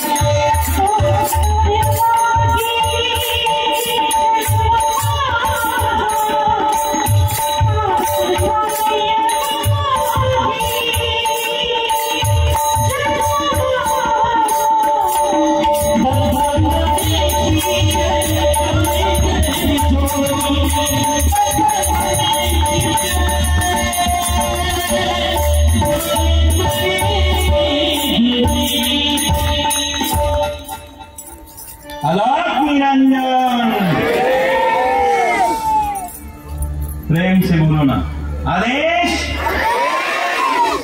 थोड़ा आवाज कमीच आहे हो, आदेश। ते वट्यावरचे कमी झाले ते बाबा, आदेश। बस, धन्यवाद महाराज। आवाज आलोक निरंजन केला, घरून आवाज आला, आदेश। एके ठाई नादे थरारली माती आकाशात गरजली भूमी माती ठरवली, माती टाकली, माती थरारली महाराज। आदेश शब्द आला, एके ठाई नादे थरारली माती आदेश गरजली भूमी तुला। कोण तुम्ही सांगा बोलता पूर्ण विनम्र होऊन पुसताची दत्ताचा मी शिष्याच्या निंदार योगी नाथ कार्या लागी रत्न स्वतः गोपीचंद राये गायले उमित मायेत्याची भक्त मैनावती सत्य ना जाणीता केले का रस्तान। राजा असा असला पाहिजे, कोणी काही सांगून द्या पण पूर्ण सत्याची परीक्षा जोपर्यंत होत नाही तोपर्यंत शासन करू नका। जर शासन केलं तर दंड भोगायला सामोरे जा। मोठे माणसं व्हायचं असेल, मोठ्या माणसाचे कान मोठे पाहिजे, मोठ्या माणसाचे पोट मोठं पाहिजे, मोठ्या माणसाचं तोंड सुद्धा मोठं पाहिजे, तेच माणसं मोठे होतात। गणपती बाप्पा मोठ्याच कानाचे, गणपती बाप्पा आले ना, गणपतीचे कान बघा लंबा में, गणपतीची सोंड बघा लंबा में, आणि गणपतीचं पोट बघा देवी बघा ना। महाराज सांगतो की गणपती थोडं वेळ झाला पण एका मिनिटात गणपती सांगतो। आज गणपती बाप्पा आले ना, नाही चालेल का? आले की नाही? पप्पांनी माझ्या बस कळलं तुम्हाला कसा टक्कू मक्कू बघतोय, कसा टुकू वेळ नाही मागच्या वर्षी झालं। गणपती नीट ऐका, नीट ऐका। गणपतीचं एका मिनिटात सांगतो, बारीक ऐका। गणपतीचे डोळे बारीक, नीट लक्ष द्या। गणपतीचे डोळे बारीक, गणपतीची सोंड लांब, गणपतीचे कान लांब, गणपतीचं पोट मोठं, बरोबर आहे की नाही? तसं मोठ्या माणसाचं पोट मोठा असावा, कान लांब असावा आणि डोळे बारीक असावा। ज्याला मोठं व्हायचं असेल त्यांनी गणपतीचा आदर्श घ्या। पुढचं सांगतो नीट ऐका। मग कान लांब का असावा? तर कोणी काही सांगून द्या, कानात सामावण्याची शक्ती, ऐकण्याची कुवत असावी, कान लांब लांब असावे। यांनी इकून सांगून द्या, त्यांनी तिकून सांगून द्या, यांनी इकून सांगून द्या, त्यांनी तिकून सांगून द्या, आणि ते दोन्ही सांगितलेलं पोटात साठवता आलं पाहिजे, म्हणून पोट मोठं असलं पाहिजे। पुढाऱ्याचे महाराजांचे पोट मोठे पाहिजे बरं बाबा। मोठा म्हणजे दिसायला मोठे नाही, असायला पाहिजे, नाही तर ढेऱ्यात वाढून घ्यायचं। मी ढेऱ्या वाढायचं नाही सांगत आहे, पुढाऱ्यांचं महाराजांचं पोट मोठं का पाहिजे? कारण साठवण्याची क्षमता पाहिजे। इकडच्या काळात त्यांनी सांगून द्या, तिकडच्या काळात त्यांनी सांगून द्या, आणि दोन्हींचा योग्य काय आहे त्याचा निर्णय जोपर्यंत होत नाही तोपर्यंत साठवून ठेवून द्या, आणि योग्य निर्णय आला तरच मत द्या, नाही तर अन्यथा मत द्यायच्या भानगडीत पडू नका।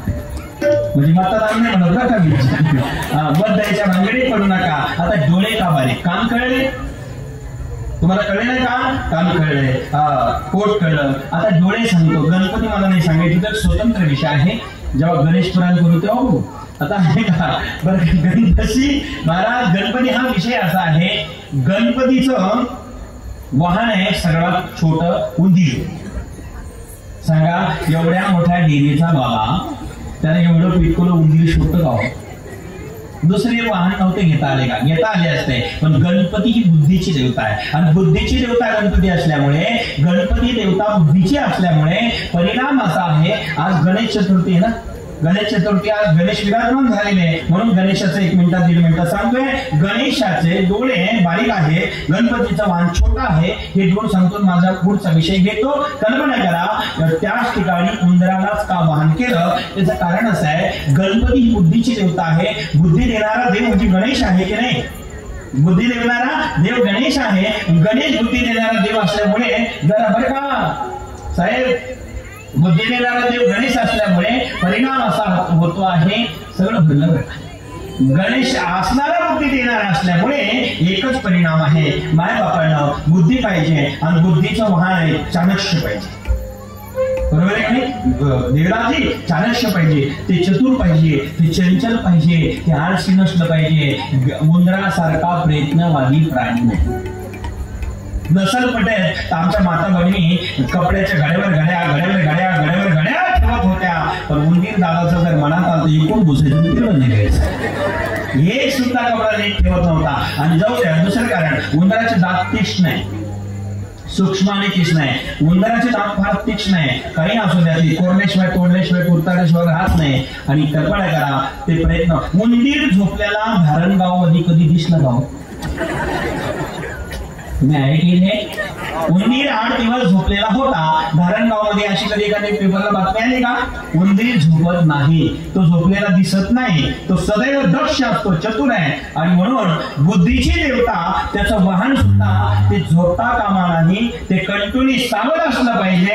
आणि म्हणून उंदराला वाहन केलंय. एक कारण. दुसरं कारण, गणपतीचे डोळे बारीक आहे बघा. गणपतीचे डोळे बारीक आहे, पोट मोठं, कान लांब, उंदीर वाहन आणि डोळे बारीक. बारीक का?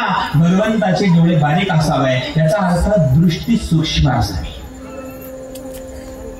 भगवान श्री रामचंद्रजी ज्यावेळेस शेतू बांधत होते त्यावेळेस अनेक वानर यायचे स्वामीजी आणि ते दगड टाकायचे, एकावर नळ आणि रा आणि मळ लिहायचे. बाकीचे लोक लिहायचे आणि होता हात लावायचे, हे डालोचे कामावर होते. आणि ते दगड पाण्यात तरंगायचे. ते शेतू बांधण्याकरता सर्वजण काम करत होते. तिथं आमची खारू माता आली. तिने विचार केला मी सुद्धा रामाच्या कार्यात मदत केली पाहिजे. मग ती समुद्र स्नान करायची. समुद्र स्नान केला का अंगाला ते वाळू घुसळायची आणि ते वाळू घुसळली की तिच्या अंगाला ते वाळू करून लटकायचे आणि ती असणारी शेतवर जाऊन आदळायची, म्हणजे ते झटकायची, पुन्हा उरली व्हायची, पुन्हा यायची. रामाने बघितलं आणि रामाने ते उचलून घेतलं आणि 3 बोटाने हात फिरवला. जा म्हटले माझ्या कार्यात तुझा सुद्धा खालीचा वाटा आहे, चंद्र सूर्य असपर्यंत अमर राहतील. म्हणजे भगवंताची दृष्टी बारीक पाहिजे. मोठ्यावर तर सगळ्यांचंच लक्ष असतं, पण बारीकातला बारीक सुद्धा सेवक असतो ना, त्याच्यावर जो लक्ष देतो तोच दक्ष असतो, तो लक्ष देतो. म्हणून भगवंताची दृष्टी बारीक असली पाहिजे. गणपतीची दृष्टी बारीक आहे, डोळे बारीक आहे, पोट मोठे, साठवलं पाहिजे. गणपती बाप्पा आला रे आला, गणपती आला, आला रे आला, गणपती आला, आला रे आला, गणपती आला, गणपती आला.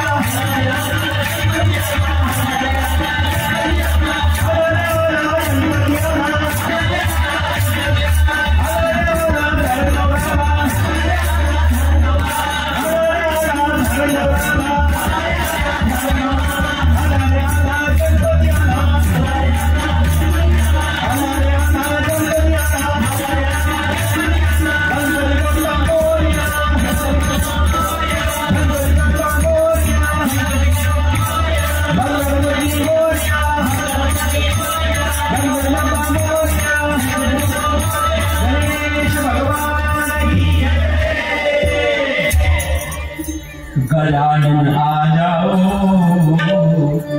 गजानन आ जाओ. गणपती आवाहन करा. गणपती आपल्याकडे आलेले 10 दिवस राहणार आहे. आपल्यावरती कृपेचा वर्षा होणार आहे आणि गणेशाची कृपा झाली की 33 कोटी देव प्रसन्न झाले समजा. कारण गणपती बाप्पा 33 कोटी देवतेचं प्रमुख आदराचं स्थान मानलेलं आहे. कारण कोणतंही कार्य करा, गणेशाची पूजा झाल्याशिवाय ते कार्य सफल होत नाही. त्याला श्री गणेश म्हणतात.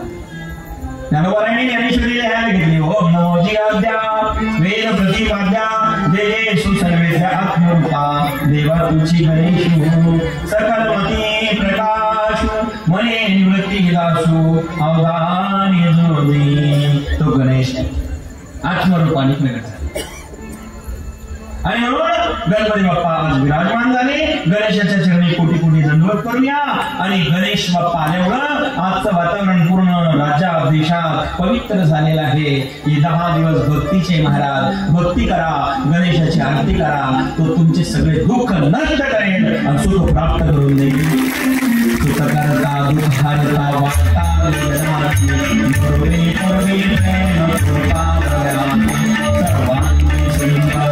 से दुराती कंदे लड़के मालवनिका बड़ाती बस कळलं ना निकम साहेब दादा बस सुख करता दुःख हरता काही माणसं काय करतात महाराज हे म्हणताना ते काय होतं काही शब्द इकडं पडले का अर्थ तिकडचा अर्थ इकडे सुख करता दुःख हरता वार्ता जीवनाची पूर्वी पूर्वी प्रेम कृपा दयाची देव गणपती बाप्पा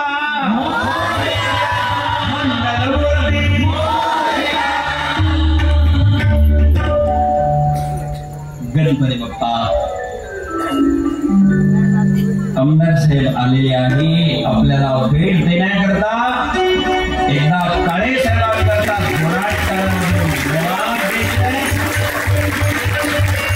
लोकप्रिय आमदार अच्युतजी काळे साहेब या ठिकाणी भेट देण्याकरता आले आणि ते आल्याबद्दल आपल्या समस्त ग्रामस्थ आयोजक संयोजक धरणगाव गुरुदेव बाबा यांच्या सगळ्यांच्या वतीने आमदार काळे साहेबांकरता मनापासून धन्यवाद.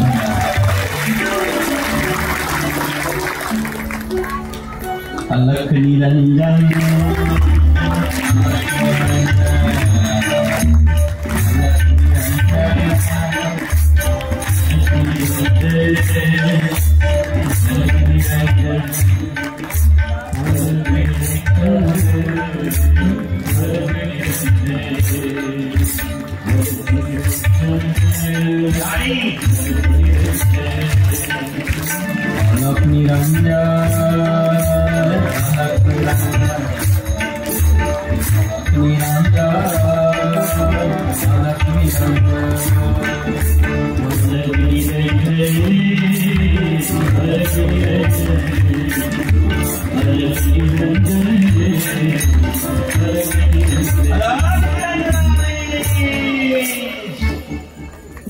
पुढे कार्यक्रम आहे अशा धावपळीत हे भेट दिल्याबद्दल धन्यवाद.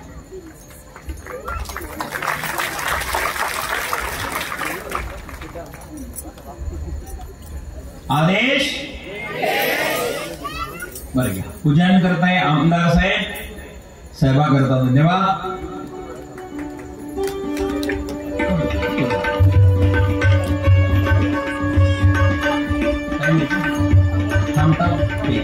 धन्यवाद. आणि अत्यंत सुंदर वातावरण महाराज गोरक्षनाथ महाराजांनी विचारलं आपण कोण आहात सर्व परिचय सांगितला. कशामुळे अशी स्थिती निर्माण झाली महाराज एकच कारण आहे राजा गोपीचंदांनी मला घोड्याच्या बिजीत पुरलेले आहेत कुपीत टाकलेलं आहे. गोरक्षनाथ महाराज म्हणाले मी दंड देतो त्याला. महाराज म्हणाले दंड देऊ नका माझा शिष्य काणी भेटला काय त्याला ही वार्ता सांगा. गोरक्षनाथ महाराजांचा नाविलाज झाला. मदत करण्याची शक्ती असून सामर्थ्य असूनही जानेंद्रनाथ म्हणाले काळीनाथांनी वार्ता सांगा. तेव्हा मी या गुहेतून असणाऱ्या कुटीतून बाहेर येईल. काळीपाच्या हाते होईल निवारण विधीचे विधान तेचे असे भेटता काळीप झाल्याने त्वरित करील तो मुक्त मजरागे नाथ कार्य भार वाईल हार होईल चिरंजीव गोपीचंद आदेश तुमचा देन काळीपा देवणी रूपा निघाला. गोरक्षनाथ महाराज पुढे यात्रा करत करत करत करत करत निघाले. एवढा परिणाम असा आहे यात्रा करत गोरक्षनाथ महाराज चालले आपल्या गुरु मच्छिंद्रनाथांच्या शोधार्थ. कानिपनाथ महाराज आपल्या गुरुच्या शोधार्थ तेही निघालेले दोन दिशेला दोन निघालेले. कानिपनाथ महाराजांच्या समवेत 700 शिष्यांचा भरा होता. 700 शिष्य बरोबर आहे आणि ज्याच्या बरोबर जास्त शिष्य असतील जास्त माणसं असेल त्याच्या लोकमतला भीती नसते.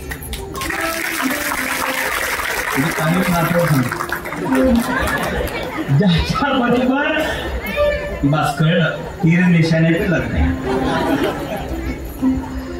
ज्याच्या कानिपनाथांच्या बरोबर 700 शिष्य आहे बरं का स्वामीजी आणि यात्रा करत करत करत करत निघाले. फिरता काणी गुरुच्या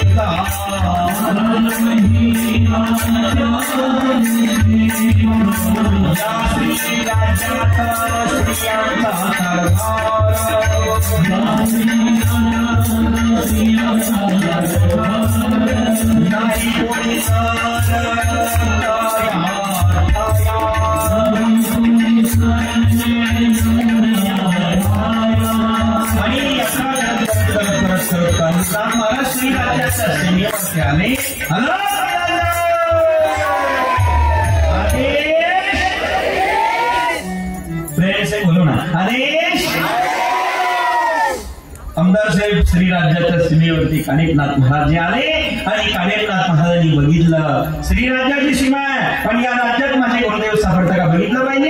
आणि मग जाता जाता त्या ठिकाणी सर्व शिष्यांना कानिफनाथांनी सांगितलं की बघा हे श्री राज्याची सीमा आहे. या श्री राज्यात जाताना जो कोणी पुरुष जात आहे आणि तो हनुमंताच्या भूतकाळामुळे जिवंत राहत नाही हे शिष्यांना माहित झालेलं होतं. कानिफ म्हणाले ज्याची गुरुवर निष्ठा असेल श्रद्धा असेल त्याला जीवनामध्ये भीती नसते.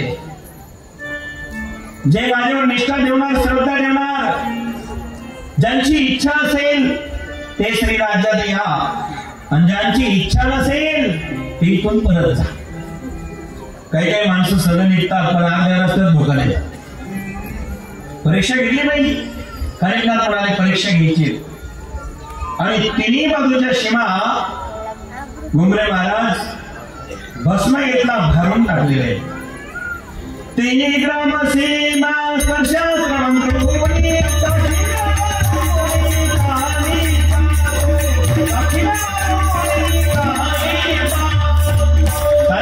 तिन्ही प्रकारच्या सीमा भारलेल्या आहेत.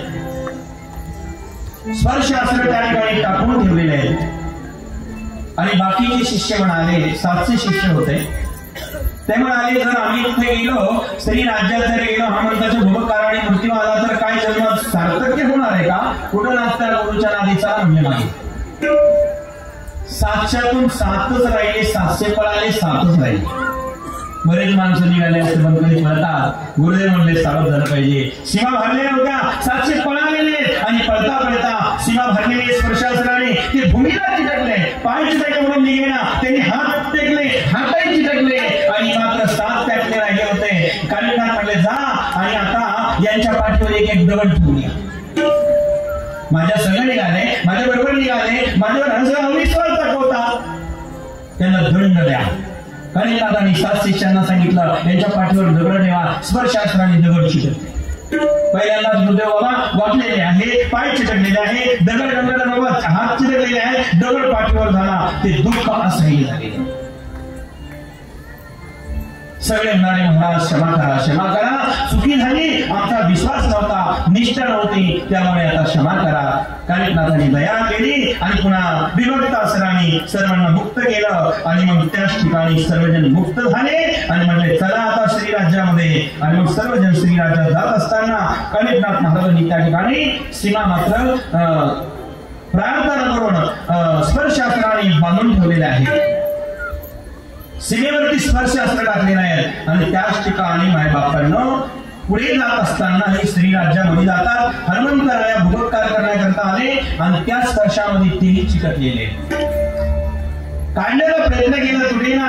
तितक्यामध्ये आपल्या पिताचा धावा केला आणि वायुदेव प्रकट झाले. वायुदेव आणि त्याच ठिकाणी महाराज समुद्र प्रकट झाला. दोघांनी कालिबाची हनुमंताची भेट घालून दिली आणि सांगितलं की हनुमंता तो नागपंथाच्या नादी लागू नको, सगळ्यांच्या नादी लाग, यांच्यावर गुरुची विशेष कृपा आहे, यांच्या नादी लागू नको. ते म्हणाले जा सगळे राज्यामध्ये, पण मच्छिंद्राला घेऊन जाऊ नका, परवानगी दिली. आणि ही कथा हनुमंताने मैनाकिनीला सांगितली. एक साधू येत आहे, त्याचं नाव कालिदास आहे, 700 शिष्यांच्या समवेत, सावध राहा, तो मच्छिंद्राला घेऊन जाऊ शकतो. आणि हे श्री राज्यामध्ये जातात. मैनाकिनीने अत्यंत सुंदर स्वागत केलं, सत्कार सोहळा. 1 महिना कालिदास महाराज 700 शिष्य समवेत श्री राज्यामध्ये राहिले. पण त्यांनी विचार केला, हे जर बाहेर गेले आणि गोरक्षनाथाची भेट झाली तर मच्छिंद्राची वार्ता त्यांना सांगेल आणि मच्छिंद्राची वार्ता गोरक्षाला कळाली, गोरक्षनाथ त्याला परत घेऊन जाईल. भीती होती. दोघांनी ठरवलं काही झालं तरी चालेल, पण कालिबाला श्री राज्याच्या बाहेर जाऊ द्यायचं नाही. कालिदास महाराजांना वेगवेगळ्या पद्धतीने ती पटवू लागले. आणि एक दिवस सारीबाग खेळण्याच्या उद्देशाने मैनाकिनीने काही सुंदर स्त्रिया, अप्सराला लाजवेल अशा सुंदर स्त्रिया कालिनाथाकडे पाठवल्या की त्यांना मोहत काढा, लग्न करायला भार काढा आणि त्या गोष्टीमध्ये यंत्र कटाक्ष वगैरे काही स्त्रिया चरित्र दाखवा आणि याला फसवा. कोण कधी कोणाला फसवी सांगता येत नाही, सावध राहा. मैनाकिनीने फसवायला पाठवलं. कालिबांच्या विषयी मारुती मच्छिंद्र सांगती येऊ नको म्हणाले. आणि मग त्या स्त्रिया तिथे पाठवलेल्या आहे आणि स्त्रिया अनेक प्रकारच्या कार्य करू लागल्या. सारीपाठ खेळण्याच्या उद्देशाने त्या स्त्रिया मात्र त्या ठिकाणी प्रयत्न करत आहे. पण कालिदास महाराज परिपूर्ण वैराग्यावरती आरूढ झालेले, त्यांना कुठलाही त्यांच्यावर कोणताच परिणाम होत नाही. अनेक प्रकारचा प्रयोग केला पण कुठलाही प्रयोग सक्सेस झाला नाही. शेवटी सर्वांना नाकारलं त्यांनी आणि सांगितलं की आता मी राहणार नाही. निघालो आणि सांगितलं जा, परंतु गोरक्षनाथ महाराजांना फार काही मच्छिंद्रनाथाचं सांगू नका. ठीक आहे म्हणाले, पण ते म्हणाले नाथ कार्य आहेत, मला आदेश देऊ नका, भेटले तर सांगितल्याशिवाय राहणार नाही. खरं सांगून निघून आले. परिणाम इकडे गोरक्षनाथ महाराज मच्छिंद्रनाथ महाराजांची भेट श्री राज्याच्या सीमेच्या बाहेर झाली. आणि दोघेही भेटल्यानंतर दोघेही नाथपंथी होते, सुंदर कपडे धारण केलेले, तरुण तडकदार, सुंदर तेजस्वी मजेस्वी रूप. आणि दोघांनी बघितलं, आलं निरंजन आले, गर्जना केली, आलं निरंजन आले, गर्जना झाली. दोघांनी कोणाच्या गळ्यामध्ये मिठी मारणे, महाराज आपण कोण, आपला परिचय काय, आपला पंथ काय, आपले गुरु कोण. दोघांनाही कुणाचा परिचय. मी कालिदास आहे, माझे गुरु जालिंदरनाथ, मी नाथपंथी आहे. अरे मी पण नाथपंथी, माझे गुरु मच्छिंद्रनाथ, गोरखनाथ आहे. ठीक आहे, धन्यवाद. बसा महाराज. इकडची तिकडची चर्चा, 2 संत, 2 माणसं, 2 व्यक्ती एकत्र आले का विचाराची देवाणघेवाण होत असते. आपण नाही का कोपरेगावला भेटले की काय चाललं, बरं आहे का, आमदार साहेब कधी येऊन गेले होते, कसं झालं, मग चर्चा सुरू होती. मग यांची चहा त्यांना, त्यांची चहा यांना, मग सुरू होतो कोपरेगावात. चहा पाजायचं सांगतो साहेब, बरोबर आहे की नाही. काल साहेब आले होते इकडे, आमचे स्वामी आले होते, गंगाराम महाराज आले, गुरुदेव बाबांनी सुंदर नियोजन केलं होतं. धारणगावच्या मंडळीचं काय वर्णन करावं, जागाच खुलली नाही, एवढे लोक येत होते. चर्चा आणि चहा पाच कळलं तुम्हाला. गावचवाले आले होते, कोपरगावकर आले होते, बरं का. आणि मग चर्चा इकडची तिकडची सुरू झाली की करतात. तसं कालिदास आणि गोरक्षनाथांची चर्चा सुरू झाली. ते म्हणजे आता हे सगळे चर्चा झाली, पण भुकेचा वेळ ना, जेवायला पाहिजे. आणि मग ते म्हणाले माझ्या शिष्यांना पाठवतो, फळं घेऊन येतो. गोरक्षनाथ म्हणाले एवढ्या शिष्यांना कसला त्रास देता, या जगाला तुम्ही फळं नाही करता, शिष्यांना त्रास देण्यापेक्षा गुरुभक्तीच्या जोरावरती तुम्ही ते फळं मंत्राने ते आणा ना. ज्याच्याकडे शक्ती सामर्थ्य आहे त्यांनी शिष्याला फार त्रास देऊ नये, शक्ती सामर्थ्याने फळं इकडे आणा. ठीक आहे म्हणाले. आणि मग सगळे जंगलातले फळ तोडले मंत्राने. आता ते मंत्र वगैरे सगळे आहे, पण म्हणायला वेळ नाही, ते सगळे आले आणि फळाचा ढीग लागला. गोरक्षनाथ म्हणाले काळीपाणी फळाचा ढीग लावला, आपणही पाहिलं पाहिजे. पण मग त्यांनी मंत्र टाकला आणि विभूतीत असणारा विभूती घेतली, मंत्र टाकला. सगळ्या जगातले विविध प्रकारचे नाना प्रकारचे फळं कालिदास महाराजांची मुळे गोरक्षनाथाने ढीग लावला. सगळ्यांनी फळाचा येतोसोत आस्वाद घेतला, येतोचित भोजन केलं, फळं खाल्ले आणि आता सगळेजण आनंदित झाले. गोरक्षनाथ म्हणाले आता फळं खाल्ले, जेवण झालं, फराळ झालं, बरं झालं. काल हरतालिका होती, उद्या ऋषी पंचमी आहे, ऋषीच्या चरणावर सगळे उद्या दंडवत करणार आहे. गोपाल धरलेला आहे, टेन्शन घ्यायचं नाही. म्हटले एक काम करा, आता हे फळ उद्या करता सगळे जिथल्या तिथं झाडावर चिटकून द्या. फळं तर खाल्ली ना, कोया आणि काकडे पडले होते, हे काकडे आणि फळं पुन्हा चिटकून द्या. कानिपनाथ म्हणले हे कसं शक्य? एकदा फळं आणले, तोडले, खाल्ले, कोया आणि फळं पुन्हा चिटकवणं शक्य नाही. त्याच वेळेला गोरक्षनाथ म्हणजे खरा गुरुचा भक्त असेल त्याला जगात काहीच कमी नाही, त्याला शक्य नाही. कानिपनाथ रागवले, हे बड्याला मारू नकोस, गुरुच्या बड्याला मारतोस. मला माहिती तुझा गुरु काय करतो. स्त्री राज्यात गेला, स्त्रियांच्या लोभात पडला, नागदत्ताचा बाणा त्याग करून स्त्रियांच्या लोभामध्ये राज्यात भोगू लागला. त्याला एक पुत्रही झाला. गुरुच्या बड्याला मारतोस, दोघांचं भांडण जुळलं. आतापर्यंत चांगले होते, आतापर्यंत गोड बोलत होते, गोड बोलणारे भांडण करायला लागले. दोघे आतापर्यंत बोलत होते, भांडण करायला. तो म्हणाला तू गुरुच्या बड्याला मारू नकोस, माझे गुरु कुठे आणि तुझे गुरु कुठे? आणि तो गुरुच्या बड्याला मारत असेल तर तुझे गुरु एका मानवाच्या चकाट्यात सापडला. ह्याला पట్టणामध्ये गोपीचंदाच्या राज्यामध्ये एका कुहेत पडून नाचणार, कुपेत पडून, विहिरीत पडून घोड्याच्या गिनीत पुरला गेला. एका मानवाने तुझ्या गुरुला भूमीत काढलं. माझे गुरु पुढं, तुझे गुरु पुढं, दोघांच्या बरोबर भांडण सुरू. हे भांडण सुरू झाले. कानिपनाथ महाराज म्हणाले माझे गुरु कुठे? याला पटणार. तुमचे माझे गुरु कुठे? श्री राज्यात. दोघांनी गुरुचं नाव घेतलं, भांडण सुरू झाले. पण गुरुचा ऍड्रेस मिळाला, गुरु प्रसन्न झाले, भांडण निघले. आणि तितक्यामध्ये गोरक्षनाथाने संजीवनी मंत्र जपला, विभूती घेतली आणि संजीवनी मंत्र फेकला. सगळे फळ तोडले झाले आणि झाडाला चिकटले. कानिपनाथ महाराजांनी गोरक्षनाथाला धन्यवाद घातला, नमस्कार केला. धन्य गुरुदेव, धन्य कानिपनाथ महाराज. गोरक्षनाथा तुम्ही, तुमचे गुरु धन्य, तुम्ही धन्य. आणि परत गेले अलगात मिठी मारली गळ्यामध्ये आणि दोघे गळ्यात करून आनंद असून घालू लागले. धन्य तुमचे गुरु, धन्य तुमची कीर्ती. पुन्हा परत संजीवनी दिले आणि झाडाला चिकटवले. जे कानिपनाथाला जमले ते गोरक्षनाथाने करून दाखवलं आणि दोघांनी गळ्यात मिठी घालली. कानिपनाथ विनम्र झाले. त्यांनी सांगितलं माझ्या गुरुचा पत्ता सांगितल्याबद्दल मी प्रसन्न झालो.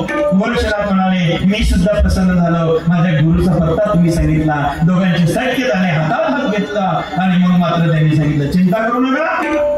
ते श्री राज्याकडे निघाले आणि हे हेलापट्टणाकडे. आता हेलापट्टणाकडे हे जात आहे. जाता जाता महाराज हेलापट्टण राज्यामध्ये गोपीचंदाच्या राजवाड्यात गेले. 700 शिष्यांसह कानिपनाथ महाराज. कानिपनाथाची वार्ता गोपीचंदाला कळाली. गोपीचंदाला वार्ता कळाली आणि तेच वार्ता कळाल्यानंतर त्याच ठिकाणी राजा आनंद झाला. खऱ्या अर्थाने जालिंदराला गुरु केला असतं तर तो सामान्य एकटा होता. सामान्य गुरु त्याच्यासारख्या गुरु नाही केलं, तेच बरं झालं. मला असं वैभवशाली गुरु पाहिजे होता. 700 शिष्यांचा भारा असा गुरु मला मिळाला पाहिजे. आता मी यांना गुरु करणार. त्याने त्याच ठिकाणी स्वागत करत राजवाड्यामध्ये आणलं. कानिपनाथ राग आलेला आहे पण दाखवला नाही. जोपर्यंत गुरुची भेट होत नाही तोपर्यंत राजाला दंड द्यायचा नाही. कानिपनाने ठरवलं, आदर सन्मान स्वीकारला आणि शेवटी त्याने सांगितलं महाराज मला अनुग्रहित करा, मला दीक्षा द्या. मग मात्र कानिपाचं टाळते दिलं. कानी म्हणाले अरे माझ्या गुरुला खरे महान अधिकारी माझे गुरु जालिंदरनाथ, त्याला घोड्याच्या विहिरीत पुरलं, गड्ड्यात काढलं आणि माझ्यासारख्या सामान्य शिष्याला गुरु पाहतोस, तुला संत वाटत नाही मूर्खा. विविध प्रकारची चर्चा झाली. मग हा घाबरला. महाराज तुमचे गुरु जालिंदरनाथ? हो. घोड्याच्या विहिरीत पुरलं तू कुपीमध्ये. मैनावतीला ही ज्यावेळेस चर्चा कळाली, मैनावती पळत आली. साष्टांग दंडवत ज्यावेळेस कानिपनाथाच्या चरणावर घालणार, कानिपनाथ महाराजांनी अंगद उचललं. माते माझ्या चरणावर दंडवत घालू नका, तुम्ही माझ्या गुरुभगिनी आहात, माझ्या गुरुदेवाच्या शिष्य, माझ्या बहीण आहात. तुम्ही मोठ्या असल्यामुळे मी तुम्हाला बोलायचं. आणि तिने समजून सांगितलं महाराज माझ्या पोराने चुकी केली, मुलाने गोपीचंदाने, त्याला माफ करा, क्षमा करा. अशी विनंती मान्य केली. गोपीचंदा मी तुला वाचवत आहे पण एक काम कर म्हटले, आता तुझा प्राण वाचवत असताना, माझे गुरु बाहेर काढत असताना मला तुझ्या प्राणाची रक्षा करावी लागेल. आणि मग आता तू मात्र या कुपितन बाहेर काढण्याकरता एक काम कर, तू 5 पुतळे तयार कर. 5 पुतळे सोन्याचे, पितळाचे, तांब्याचे अनेक प्रकारचे 5 पुतळे तयार करण्यात आले आणि 5 पुतळे तयार करून त्याच ठिकाणी सांगितलं आता खंदळेला कुंडलीचा घाव घाल. कुंडलीचा घाव घालत असताना आवाज आला, कोण खणतोय? यांनी सांगितलं नाव सांगायचं बाजूला. मी गोपीचंद राजा खणतोय महाराज. गोपीचंद राजा खणतोय म्हटल्यानंतर त्या ठिकाणी एक पुतळा पुढे गेला, शाप दिला जालंधराने, गोपीचंदा तुझे भस्म हो. भस्म हो म्हणता म्हणता एक पुतळा जळून भस्म झाला. असे 5 केले. स्वामीजी 5 पुतळे केलेले आहे आणि 5 पुतळे एक एक पुढे ठेवता ठेवता परिणाम महाराज एक पुतळा जळून भस्म झाला. आणि मग 5 पुतळे जळून भस्म झाले. आणि ज्यावेळेस पुतळे जळून भस्म झालेले आहे त्याच ठिकाणी मायबाप जालिंदरनाथाने विचार केला, ज्या अर्थी हे जळून भस्म झालेले 5 पुतळे सोने रूपी तांबे पितळ पुतळे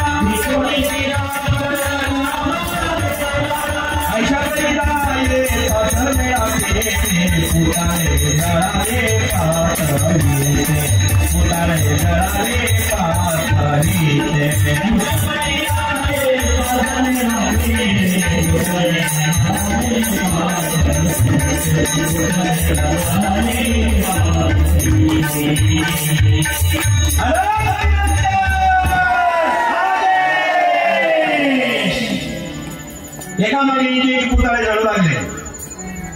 सुवर्ण पुतळा जळून या खाकरी पुण्याची ऐशा परी राय 5 वेळे केले पुतळे ते जमाने 5 इथे कानी पर आयाची म्हणे ऐका आता गुरु विचारिता शब्द नाही. कानी म्हणाले आता जर तू घाव घाल सगळ्यांना विचारलं तू बोलू नको बाजूला हो मी बोलेल. कुदळीचा घाव पडता भूवारी कुदळीचा घाव घालता घालता गुरुने विचारलं कोण आहेस तू? त्यावेळेस गोपीचंद बोलला नाही. कानिपनाथ महाराज पुढे आले. सांगितलं महाराज बाहेर काढणारा मी तुमचा लाडका प्रिय शिष्य कानिप बोलतोय. कानिप? हा गुरुदेव. कानिपा तू आलास? हा गुरुदेव. अरे मला बाहेर काढायला तू आहे? हा महाराज. याला क्षमा करा. आता चुकी झाली गोपीचंदाची. ठीक आहे कानिपा तू म्हणत असेल मी आता याला चिरंजीव करतो. गोपीचंदा आता तू चिरंजीव हो.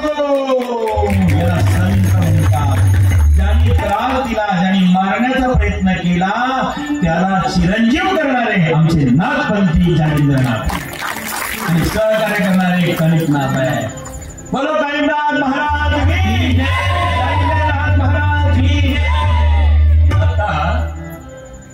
गोपीचंद चिरंजीव झाला. भूमीतून त्याला वरती काढण्यात आला आणि गुरुदेव प्रगट झाल्या झाल्या ज्यावेळेस काळीपाला बघितलं, काळी त्याच ठिकाणी तडा तडा तडा तडा केला, गुरुच्या चरणावरती साष्टांग दंडवत घातलं, गुरुजीने अंतर उचललं, गळ्यात मिठी मारली आणि दोघांचे नेत्र सजल झाले. नेत्रातून गळगळ गळगळ गळगळ गळगळ गळगळ गळगळ असून झाल्या, आनंद असून झालाय. त्याच ठिकाणी दोघे कुणाला सुद्धा भेटले आणि चिरंजीव राजाला केलं. राजा चिरंजीव झाला. सांगितलं, राजा आता चंद्र सूर्य असेपर्यंत तो अमर होशील. काळीनाथाची कृपा तुझ्यावर झाली. आणि मग त्याच ठिकाणी महाराज अत्यंत आनंद आहे. आता राजा त्या गुरुदेवाच्या चरणावरती नतमस्तक झाला. जालेंद्रनाथ महाराजांना राज्यात नेलं. सांगितलं, महाराज क्षमा करा, मला दीक्षा द्या. आता दीक्षा महाराज देणार आहे. आपली कथा आणखी 15-20 मिनिटं वाढणार आहे. पण आमदार साहेब आल्यामुळं साहेबांना 5 मिनिटं वेळ देऊया आणि 15 मिनिटं आणखीन आपली कथा होऊ देऊया. कारण साहेबांना सांभाळून आपली कथा जास्त आहे. पण साहेब तुम्ही आलात, मी आमच्या सगळ्या गावाच्या वतीने तुमचा आभार मानतो आणि धन्यवाद. सगळ्या भक्तांच्या आमची दाऊदची पण मंडळी आहे, कोपरगाव आहे, सगळे 2-4-10 खेड्यातले लोक आहे. सगळ्यांच्या वतीने आमदार साहेबांना धन्यवाद. एक हारा नाही, मी गावाच्या वतीने सत्कार करतोय. जास्त वेळ जाणार नाही. साहेबांचा सर्वांच्या वतीने होतोय. मी स्वतः करतोय. साहेबांनी 5 मिनिटं शुभेच्छा द्यावं. 2 मिनिटात विनंती आहे. धन्यवाद.